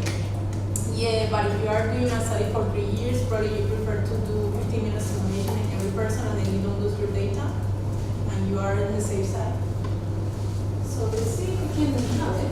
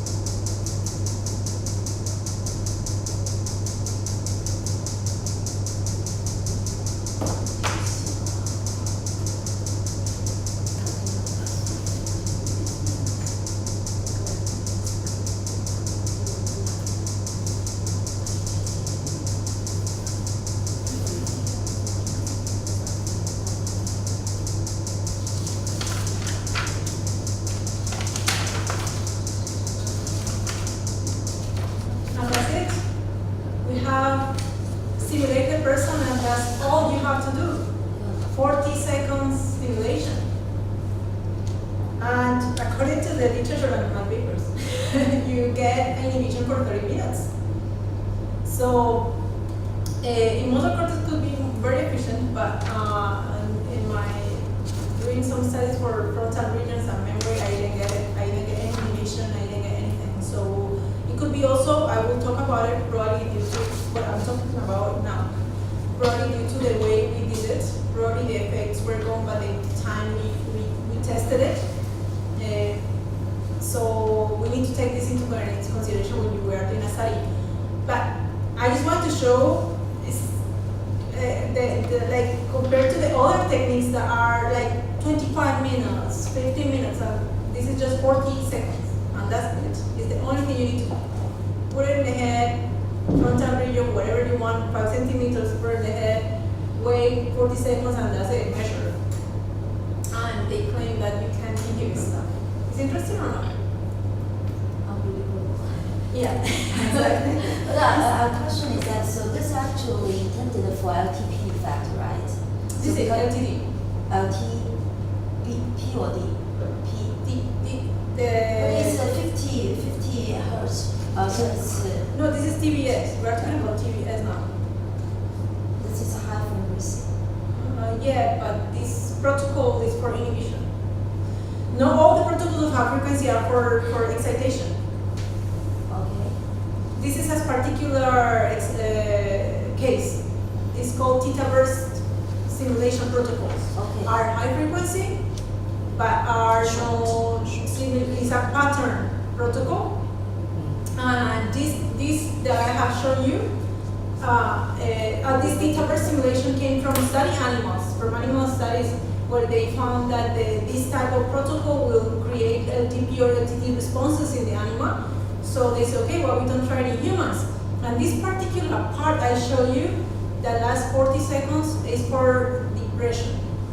And I have also, I will show you just a little bit, just you see the difference. This is inhibitory, and the excitatory protocol is a little bit different, which I have here. And just you will hear it for a little bit. That's it.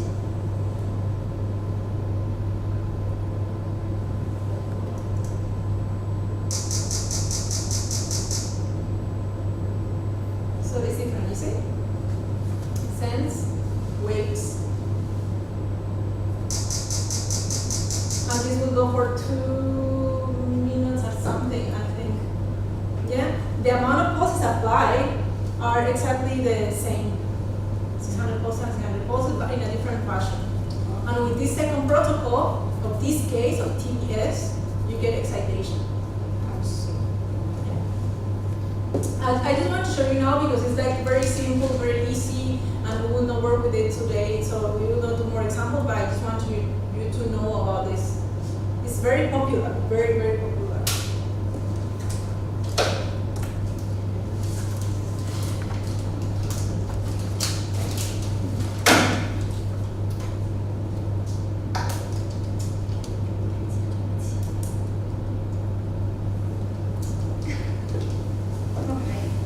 I'm wondering, sorry, how much, say in the States, do they charge one session of, this TMS? How much? Just an average range.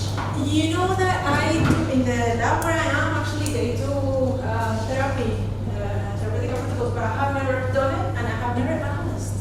But now I'm curious, I don't know how much. I don't know how much. And probably I'm not interested because I don't. You actually do it. Because I don't know if it works. So in my personal opinion, this is gonna be recorded. Everything I'm saying is gonna be recorded. You need to edit.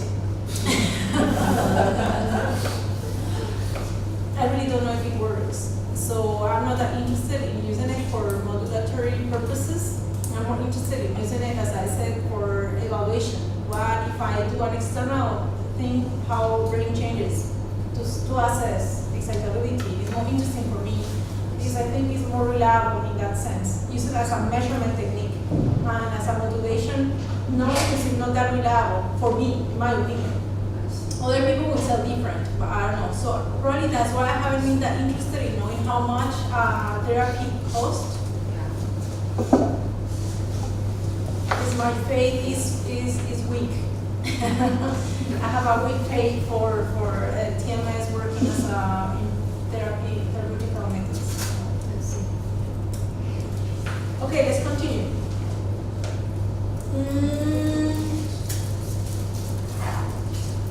So as I said, TBS is based on animal models indicating theta rhythms that are related to LTV processes. But as I said, although it is related to LTV processes, it doesn't mean that I cannot create an inhibitory protocol. Yeah? Yeah, I just so this one is actually for actually excitatory inhibitory. This one. No, this is the okay. Theta burst stimulation is based on an animal models, but it talks about long-term relaxation and long-term depression. It's the same, the two faces of the same coin, right? And this is just the normal pattern. What I'm showing here, like I don't know if you, when I put it, you hear this like what you hear is this thing. Oh. These 3 pulses at 50 hertz delivered in 200 milliseconds. So you have two forms of it. CTBS continuous, the one that is continuous that is 40 seconds, and intermittent. That was the second you heard. Yes. So in the continuous, you have this going on continuously for 40 seconds, and in the intermittent, you have this going in blocks, right? Yes. You send one block, wait a second, block, 8 seconds, block. In this fashion, the continuous, I am able to create inhibition. Yeah. And in the intermittent, I'm able to create facilitation. Yeah. So the idea is I'm playing with the processes there. So it doesn't mean when I'm putting it with the long-term processes, it means it's more like it's working at the synapses level. I'm strengthening or awakening the synaptic the synapses there. Yeah. So the aim was to develop a protocol that allowed to assess mechanism of brain plasticity, obviously to make it easier. It's really popular because of the length. It's 40 seconds and to run.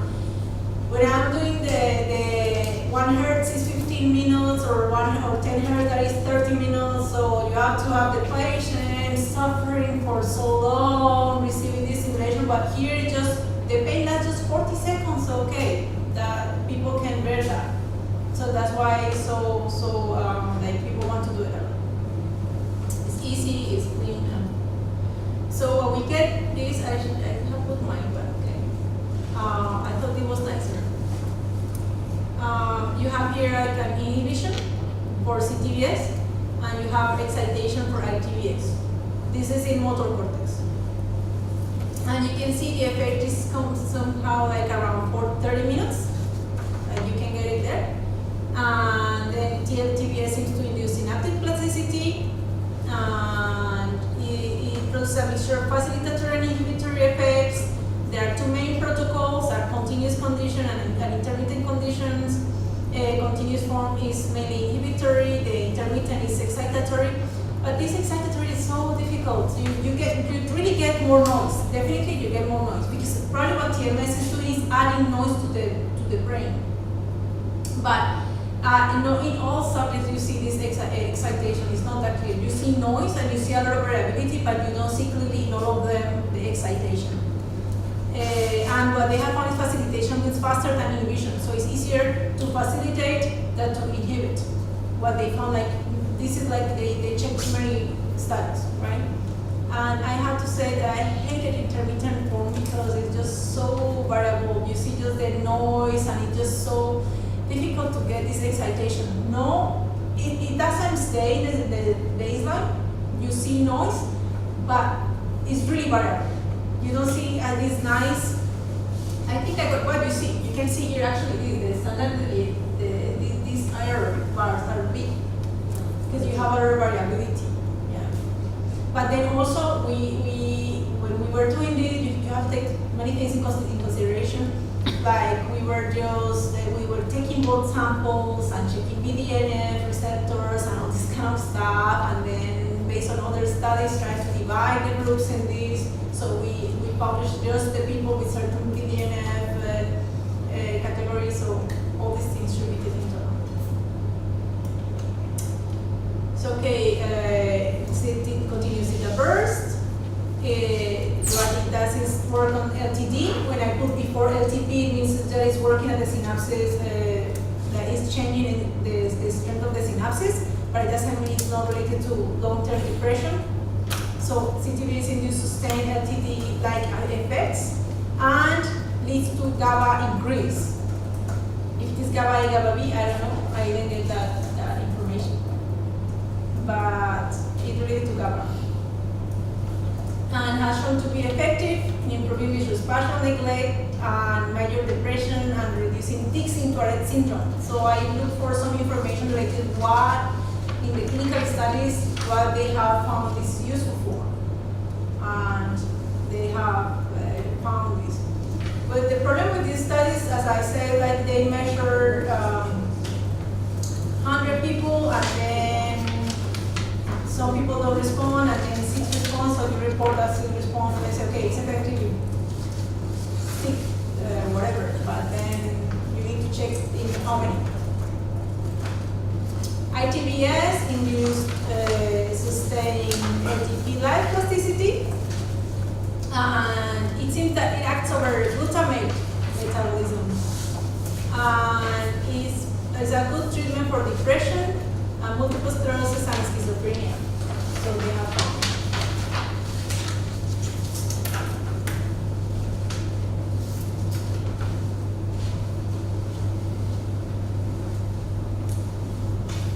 Okay,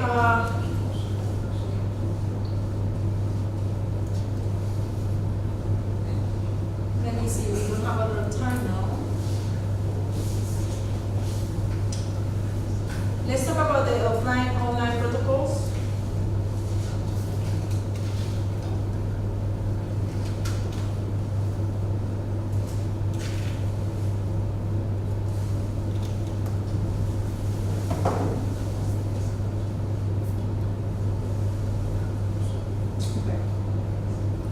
So you can apply the stimulation in 2 ways, offline or online. Anyone know what it means like online? Can you imagine what online means? So offline means the person receives this 15 minutes stimulation or 14 and then perform the task. So it's out of the task. The stimulation occurs when the task is not happening. This is offline. Online is when I am sending the stimulation during the performance of the task. Yeah? So obviously I will not be able to do 15-minute stimulation. So we need to use short trains. So for example, I'm going to give you an example of one of the experiments I'm running now with MRI TMS. The person is inside the scanner, is performing a task, and when the stimulus appears on the screen, at this moment, I'm sending the pulses. So this is online stimulation. When they are performing the task, I am stimulating exactly at that point. Or you can do it also before. Like before the stimulus appeared, you can send also the stimulation, but it's during the performance of the task. I'm not waiting for the stimulation to finish to start the task, but it's during the task, in the breaks, or during the presentation of the stimulus, or at some point during the task, I'm delivering the pulses, you know? So I am doing here now my memory task, and then I'm stimulated at certain points. So task and stimulation occurs at the same time. This is online. Clear? Even if it is single pulse, or if it is a burst of pulses, whatever. It could be the amount of pulses I want. Obviously not 15 minutes, I don't think 15 minutes will be, like sending each second during the task. I think it will be quite painful, but the protocols are not like this. So it's just that offline, online. So you can see here the example. I selected the graph because it really shows what I want to say. So the offline is I am stimulating and then the person performs the task. And the online, I am performing the task, stimulate, continue with the task, stimulate, continue with the task. Okay. Offline suppressive RTMS protocols, we have said 1 Hz is the most popular, and but you stimulate for 15-30 minutes, you get the effect for 7 minutes. The problem here is that you really need to take into account the after effect. Because if you, for example, I'm going to perform, that was one of our problems for the CTS protocol. If I am, we were doing the CTS task inside the scanner. So the person was stimulated outside the scanner. Then, but the time I can start the scanner, it was like 10 minutes later. So maybe the problem was that when I could measure, the stimulation was not there. You know, the effect was already gone or was already fading or whatever. So that's a big problem when you are doing offline things and you have your TMS lab, right? And they say, no, but I want them to do the task in my office that is in the 5th floor. I don't think that's a good idea because when the person is moving to the 5th floor and you are connected to the computer and you have the thing ready and the person starts, so the stimulation is already gone. So you need to take all these points into consideration. So you need to, when you are applying a protocol, you need to see, okay, what the literature is saying, how long it lasts. 10 minutes, 7 minutes, okay, so I have 1 minute to put my subject to do the task, okay?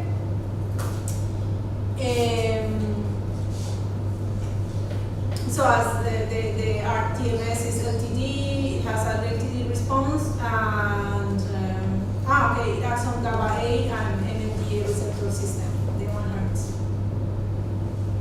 CTBS that we saw, we have the experiences now, stimulation for 40 seconds, and it seems to have an effect of 30-40 minutes. That was not my experience for cognition. It was not my experience for cognition, so probably lasted a lot less. That it can happen because the response in motor cortex doesn't need to be exactly the response in other regions. We talked about this yesterday. And the stimulation is more comfortable than 1 Hz, of course, because in 1 Hz is 15 minutes or 30 minutes you are being hit in your head, while the CTBS is just 40 seconds and that's it. It's believed to have a relationship with LTD, and it associated only to GABA. What RTMS 1 Hz associated to GABA and MDA, this is only to GABA.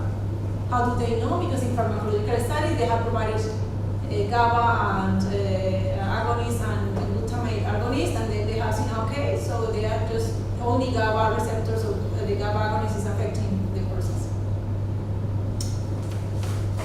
Offline facilitatory protocols, what we have seen already, the high frequency protocols are mainly used. The long high frequency protocols, they have found that high frequency protocols enhance the dorsolateral prefrontal cortex when they are compared to stimulation. As I said, I have this study with 10 Hz that I could see some improvement, not in the task, because the task was no for improvement of the task. It was really just to check release of dopamine, but you could see that the signal increased when I applied 10 Hz. So you see an improvement, the stimulation is doing something. It has been found that patients with depression have hyperactivity in the left prefrontal cortex, and then the most common application is to use this thing here to apply 10 Hz to try to make it more active. Yeah. Okay. Except we talked about this, the side protocols are different definitions. Online protocol. Okay, I'm working now with online protocols, EEG and MRI. They are used mainly to create disruption, and as I said, like in a visual task. So what you want to do is the person is seeing something, and you want to disrupt. It means that the person cannot see it anymore, I cannot detect. In this case, we have like direction, so that we apply this thing, and the person can say, did it go to the right, or did it go up, or where did it go? I don't know. So that are more random when I apply the simulation that we have. For this type of online protocols, they use high frequency. So again, use high frequency to create disruption. Okay? So it's not only the frequency, but also the train, the length, the number of stimulus. Here you use normally 3 bursts, 4 bursts, 5 bursts, yeah, of high frequency. No 15 minutes, no 30 minutes. So the simulation protocol could be 3, 5, 6 number of pulses at 5, 10, 20, 25 hertz. You might decide. I'm doing now a protocol with 3 pulses at 10 hertz. So the stimulus appears and I am sending 3 pulses. So the TMS briefly interferes with cortical activity in a time control manner. So it's very important that I know when I'm setting the pulse, because it might determine that I get an effect or not, a disruption or not. Obviously, if I want you to see something, right? And then I'm setting the pulse 1 second before the thing appears. So set the pulse, 1 second later I see something, so it will affect my vision. So I should try to send the pulse in a moment that is crucial for me not to see. You understand that? And virtual vision. Okay, this is really interesting because that is when you start working with TMS, you will read a lot about this. We created a virtual vision, and then the idea of the virtual vision is to be able to disrupt brain function temporarily. Does it work? I don't know. We were trying to do that with CTVS and with the game. And I think one of the things why it doesn't work is because the brain compensates. Because it cannot afford not to work, right? So normally you will see that if the brain will try to keep up, to perform correctly. So probably to really create a really virtual vision, you will need to stimulate different parts at the same time, so that the brain is checking here, oh my goodness, here, oh my goodness, here, and then I don't know where to go, and then it doesn't have enough resources to keep up with everything. But anyways, the idea is to send some stimulation and some regions that I want to evaluate. This is very useful for evaluating connectivity. For example, I want to check if the brain is connecting certain function, if frontal is connected to parietal, and to the left parietal, and to temporal, and things like that. So I simulate frontal regions to see how the system works. This phenomenon is called visual lesion because you are trying to imitate a lesion in a person like doesn't have that part or doesn't work perfectly. So the interaction is transient. It gives information about brain behavior relationship and allows to study unique cognitive processes and functional connectivity. Are you tired? It's long, Ready it's to be long, right? stimulated. We need to find some excitatory protocols to apply to you. Oh my goodness, because I really want to say more information. I know it has been long, but at least I will not talk about review or anything like that, but let's finish with some few slides. I think it's very important that you hear about this, right? And the virtual vision definitely is a must. You need to hear about this. So the possible explanation of virtual vision is that you are introducing some noise. Actually, you are not creating a lesion. You are introducing noise, what I said before. The system is doing something, and what you are doing is sending some stimulation, and then you are adding noise to the cells, so they don't know how to behave. They need more time to balance, to respond. Yeah. So probably that's the idea behind virtual vision. And then the thing is that you activate GABAergic inhibitory interneurons, so you create inhibition. And the virtual vision can be caused using single pulses or RTMS, conventional or pattern. Yeah. So if you can create a virtual vision in frontal region with 1 Hz RTMS, 15 minutes stimulation, and then you have 7 minutes or so to perform your task. Or pattern, use CTVS or whatever you want. So the virtual lesion can be created online or offline. Okay? This is very important. TMS and connectivity. I was asked to talk about this, so I will say one word about this. Yes? No. When you apply, keep in mind this. This is what I'm gonna say about connectivity. When you apply stimulation in one area, it doesn't only affect that area. We talked about this yesterday. It affects other areas. And then, as you know that this happens, and then here this is a very, this is a study, one of the, the cross is showing where the stimulation was performed. And what we are showing here is how it is distributing with the time. You send the pulse and how the brain responds, how the response of the brain is changing with the time. Which is quite cool. It's showing is that there is an interaction with the time. When you are stimulating a region, it doesn't mean you are stimulating only that region. This is affecting the regions in the brain. And then you can see that the effects are not region specific. That's very important. When you know that, so you can study how brain changes and connectivity and all this kind of stuff. So the stimulation is happening here, but with the time, let me see. The thing is changing. You know, it's spreading, it's going down, and then it's changing to the other side. Do you see? This is with EEG, an EEG study. So that's very important to know because it tells you some information about how TMS is interacting with the brain. And it gives you a lot of possibilities. Yeah? In MRI, TMS, a lot of people say, yeah, but we don't see anything in the area or we are stimulating. And probably it's because of that, because the stimulation start to affect other regions after 3 milliseconds, start to change, to move. They start affecting other parts, so you see the effects somewhere else. Yeah?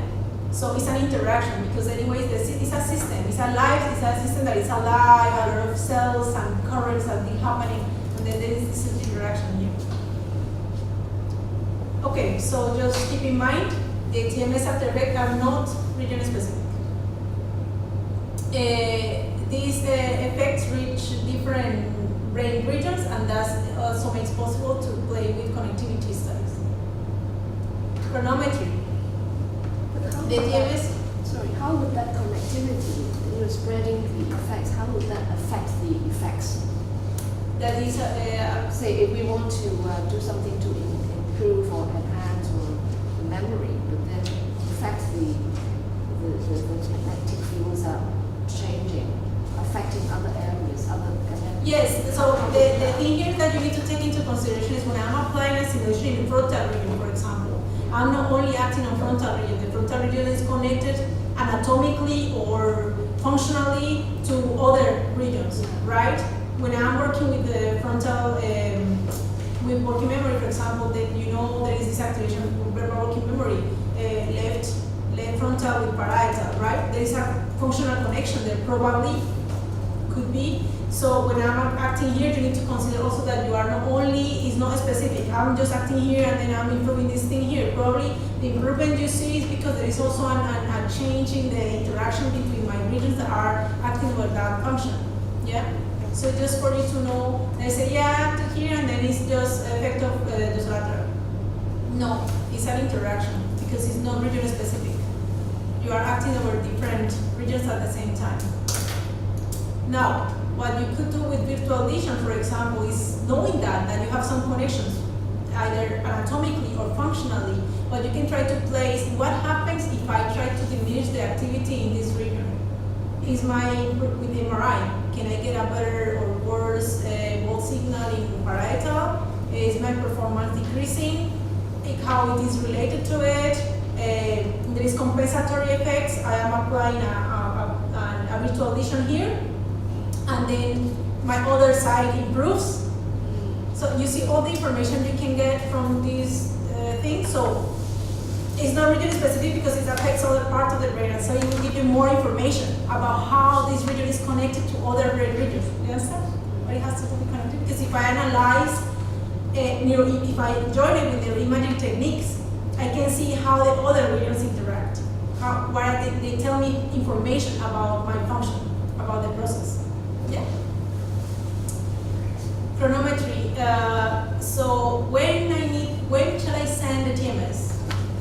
That's a good question. And you have some paper that say you should send to disrupt this, you should send it 20 milliseconds before, or 1 millisecond before, or 150 milliseconds after. That's quite tricky, you need to test it. But TMS chronometry tells you when a brain region executes a behavior and what is the role of that region in that behavior. It means I am sending a single pulse or a burst of pulses, and I can test, okay, I'm going to send this pulse, I'm going to send an image, for example, and I want the person doesn't see this image. So I start to evaluate if I send it 10 milliseconds before the image appears, 5 milliseconds before, 0, when the image is already there, 100 milliseconds later, 150. And then you check which time is it good for TMS to have an action, right? There are papers just working on that, and some groups that are working on that because it's very interesting to know how TMS interacts with the brain. And here we have a figure from a guy who's called Viceboch. He has very interesting studies that work a lot with visual cortex, and they have creative disruption and things like that. And this is a nice paper about cognition and TMS.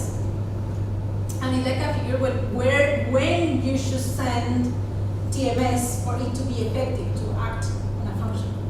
And then it's showing like, okay, this part A probably is not that effective. So probably to have a good interference, you should send it in the time B, C, or E. Is what he recommends. The probability that this area is contributing to the task, when this area is making a good contribution to the task. But actually this figure doesn't really tell us anything. I just put it because I think it was kind of cool that someone did that figure like this, showing like, what is important to know is that not at any point of what the graph is showing is that not at any point of this process, when I'm seeing the image, for example, I want to disrupt, not at any point I'm going to create this disruption. You know, it's not like this. There are parts where I can apply the pulse that will be effective to create a disruption, while there will be other parts that is not possible to create a disruption. You understand? So there should be the TMS. What TMS is doing is adding noise to the system. So I need to have, and this is not easy to know, I need to apply this pulse at one point that is crucial, that I'm adding enough noise to my system so that the brain cannot distinguish, cannot perform correctly the task. But there will be a point where the process is already very advanced, and although I send a pulse, nothing will happen because I have already seen the image, so I cannot interfere, right? So I put here a table, because this is one of the tables I'm using now to guide the study I'm running. And here is about how to disrupt motion perception. And here is a table with all the studies that are showing when they have applied TMS and when they have created a disruption. And then what we are trying to do is, okay, how many studies have found, like the bigger amount of studies that have made disruption at which point, right? And then it seems that one very common point that you should send the pulse is 150 milliseconds after you have presented the onset of your stimulus. They have found disruption. You understand that part? So it seems that it's very efficient to send it 10 milliseconds later, so the image appears, I send a pulse at 10 milliseconds, or the image appears at 150 milliseconds. And yes, well, we can, if you are tired, we can leave it there. I think this is the main information. We have to already talk a little bit about brain state. That is that TMS helps you to evaluate brain state. When I showed you about the sleeping or awake or being REM, blah, blah, blah. So, yeah, well, the point here is that TMS, when you are working with different states of the brain, it could be, doesn't need to be awake or sleep. It could be, for example, the person is performing a visual task that is motion, like we are having now, and then a color task. right? The state of the brain is different for these two different tasks. Or yeah, when you are sleepy or you are awake, or you can have many other conditions where you change the state of the brain. But then it allows you to evaluate different population of cells, right? Because the cells respond to differently to every condition. So for example, B4 could be more related to color, and B5, visual 5 is more related to motion. So I can evaluate different cell population even inside B5. Some cells will react to certain speed and to certain directions. So I can select what cells I want to stimulate to evaluate the process. So that's you can play with the state of the brain to evaluate things. Or also you can do it with sensory studies or etc. Yeah, I put the B5 because it's because I'm working with that, and also we like the ABC example too. Oh, I didn't talk about channel control. You have 5 minutes of patience. That's so important. All your studies should have control conditions. Because you need to confirm that the TMS effect you are getting are actually due to TMS. The placebo effect is so strong that in my studies I have seen effects for the real stimulation, but when I compare it to sham, my effects are gone. So if I compare nothing, when the person doesn't have a coil in the head, I compare the person who has a coil with the head, but doesn't have any stimulation. But the person thinks the stimulation is there, but there is a sham coil, nothing is happening. So actually they are hearing just the noise, but they are not receiving anything. And you compare with the real stimulation, and my effect is gone when I compare it to the sham, when they believe they are being stimulated. So the psyche of the people are amazing because they can create like really effects that don't exist. And as an example, I think this is really cool example when you work with people. I'm used to this. I have this participant that was being stimulated, was in the experiment, and I put some electrodes, and he was doing sham condition. And then for the sham condition, it was an alternating current experiment. So the electrode was huge. You ramp up the stimulation so the person feels something in the beginning, and then you disconnect everything, and just to make sure everything is true, you disconnect everything and put the equipment far from the person, like far. And then you are out and you are waiting for 10 minutes, so whatever the stimulation was, 10, 15 minutes there, and then you see it was so ridiculous, really. Because the person was like this, and you are seeing from the back part, and there are some cables here hanging, and the person said, yes, I'm feeling the stimulation. How can I? It's so strong, I can feel I'm getting dizzy. And you see the cables, they're moving, right? Oh no, just calm down. You'll be fine. No, but I know I'm being stimulated. You want to stop? No, but I know I'm being stimulated. I'm like, okay. This is just so ridiculous. It's just one example of how the power of my mind affects the measurement. It was clearly, I was like, okay, looking the equipment that I put far, because it was like a condition. You should put the equipment really far, just for control. And seeing the cable hanging, like, okay, yeah, no, it's probably not gonna work. And you see that, and you know you need control for your experiments. You really need. And as I said yesterday,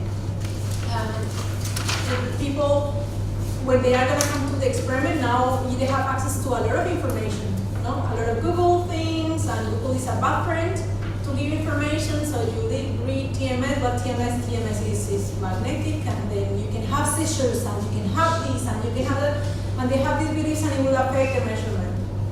So to control for this, it's very good to have either a sham condition. The sham condition now, just having the sound is not really ideal because it's just the sound. And you don't have when you are feeling the TMS, you didn't feel it yesterday, but you can tell that each time you feel the pulse, you have like a twitch in your head, right? Like the muscle contracts. So you have some type of sensation. With the sham, you don't have it.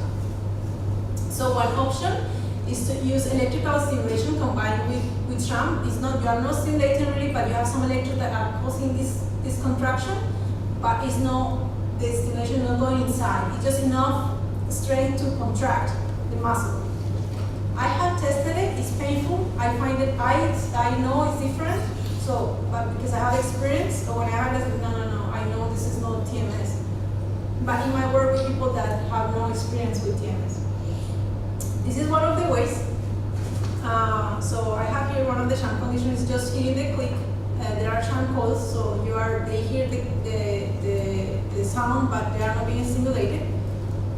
And yeah, what I was saying, I believe in TMS. No, they come and they really believe something is gonna happen to them, and it really change everything.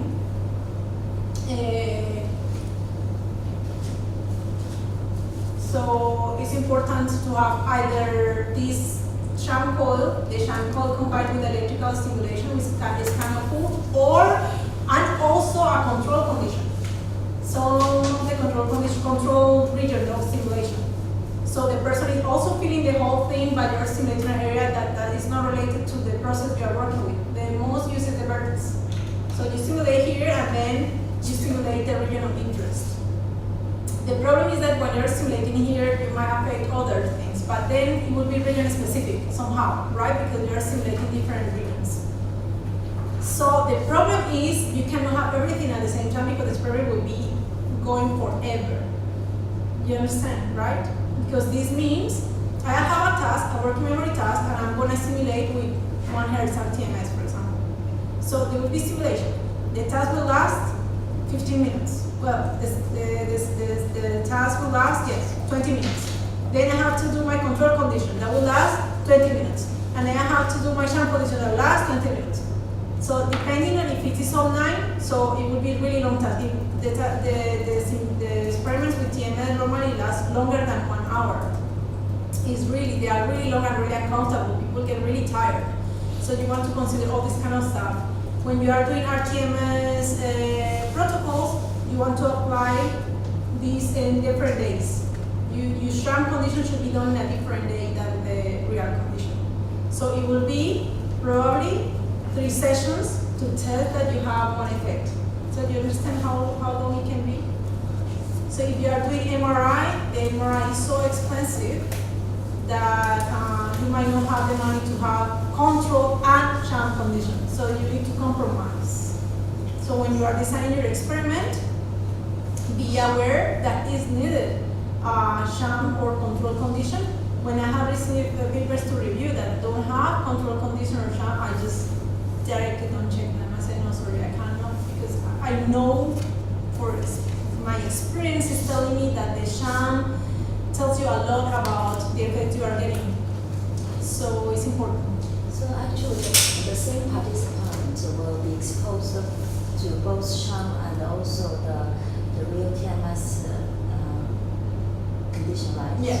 Okay. I prefer So that if it's possible. what kind of order you may suggest us? Yeah, I prefer that if it's possible. There are some experiments that you cannot have it because the person can be exposed just once to this particular task, right?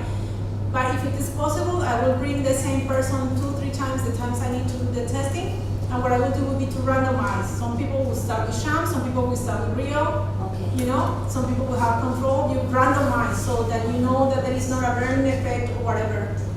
It will be what I will do. If you have the same group coming to check which is the best, because everybody reacts in a different way. So you will compare intra-subject, right? So the same subject with the same subject, and that's really good. And then you will see if the same subject improved or didn't. That would be my suggestion, but sometimes you cannot do it like this because of the characteristics of the experiment. So if you don't have it, so you need to go to find a second group and do it like this. So placebo effects due to cold position. That's also so interesting. People really think because you are putting the coil here, so they will have some effects in frontal region. You know, like they have expectations, and this is so bad to have expectations in the experiment. So they will affect me psychological and behavioral, the behavioral results that are not really related to TMS or anything. It's just my belief that I'm being stimulated, so maybe I'll get faster or I'll get worse. Can I have the results, you know? There is always this question there. When you are performing your task, you need to be very careful not revealing the aim of the study. And when I'm doing sham, normally I tell the person, you don't say you are going to receive a sham condition. You need to tell them you are going to receive different intensities of stimulation, some will be stronger, some will be lower, so you will have differences, right? And then they believe, yes, you know, they have said, you know, yes, the lower stimulation, actually I felt like this, and then, you know, you don't say you are receiving sham. You say, you have to keep this for yourself. But in the debriefing session, you will tell that person, right? What? In the debriefing session, that after all the experiments, the person has the right to know. Or I normally don't reveal this because you don't know if you need to call them again. So, obviously in your consent form, there should be all the information you need to know. But I remember in one of my ethics, like, they wanted me to write sham, which is kind of absurd because if you say, yeah, you are sham, so like, they know they are not being stimulated. So usually we have a debriefing after the experiment. If we conduct the experiment, if there are some actually the same, so we not telling lies, but for the experiment purpose, some special arrangement. Usually we would like the participant know after that. But this one. If it is your preference, what you can do also, and I was doing in some of my experiments, was one session was sham, one session was real. So after the session, I asked, what do you think you felt? No sham or real. But I said, what do you think? It was low stimulation, was high stimulation, how did you feel it? I think it was low, I think it was high, I think it was, and sometimes it's so funny because they didn't receive anything on the report that it was high. I had one person, I don't remember this person, because he was a student. And she was my student, and she didn't want to do TMS. And so I asked her to be part of a pilot, just for her to have the experience, because she will be doing the TMS and blah, blah. And then I said, okay, I'm gonna do sham. But she didn't know anything about TMS, so I got the sham coil, and I put it on her head, and just like if it were the real thing, right? And then the person didn't come again, and I'm like, okay, next week, and she didn't come and say, hey, you need to come for help and to do also TMS. No, I cannot because after the stimulation I got migraine. And then I have headache for 1 week and I just cannot do TMS anymore. It was sham. So the person didn't want to do it. So the psyche of the person is so strong, I prefer not to reveal anything. I can ask, but if you have to do it or you can do it, it depends on the condition of your study. And also you don't want to reveal it because you don't know if this person is going to talk to another participant. Yes. Yeah. So you don't want to tell a lot about your experiment, I think, so to protect the expert. There are different ways for the experiment, control or sham condition, and one of the sham conditions, as I say, is using the sham coil. You have a sham coil that you put, like it's normal, exactly the same as the other coil, it looks exactly the same. Another way is to change the direction of the coil. So, I don't have the coil here, but you suppose this is my coil, and this will be the right position, right? So what you do is to put it like this. So just like one side. Oh, that's pretty cool. I look funny. Right.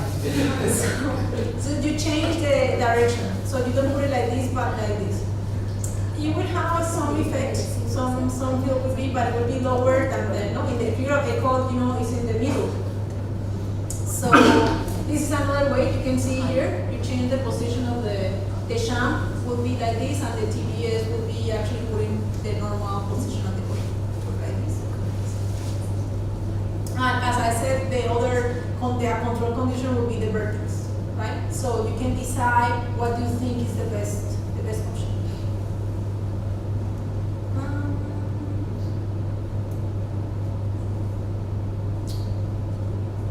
Yeah, well, as I said, the problem with the sham coil is that you don't have this twitching, the somatosensory effect, which is kind of important. But okay, when the person is not very experienced, as it has expectations, so actually sometimes it can know, say it is low, but doesn't know what to expect.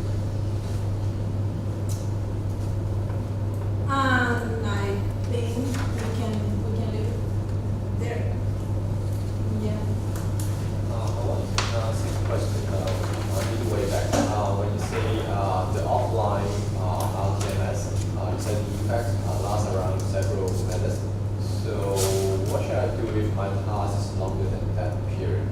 You need to select a protocol that has the effect, the lasting effect is longer than what you need.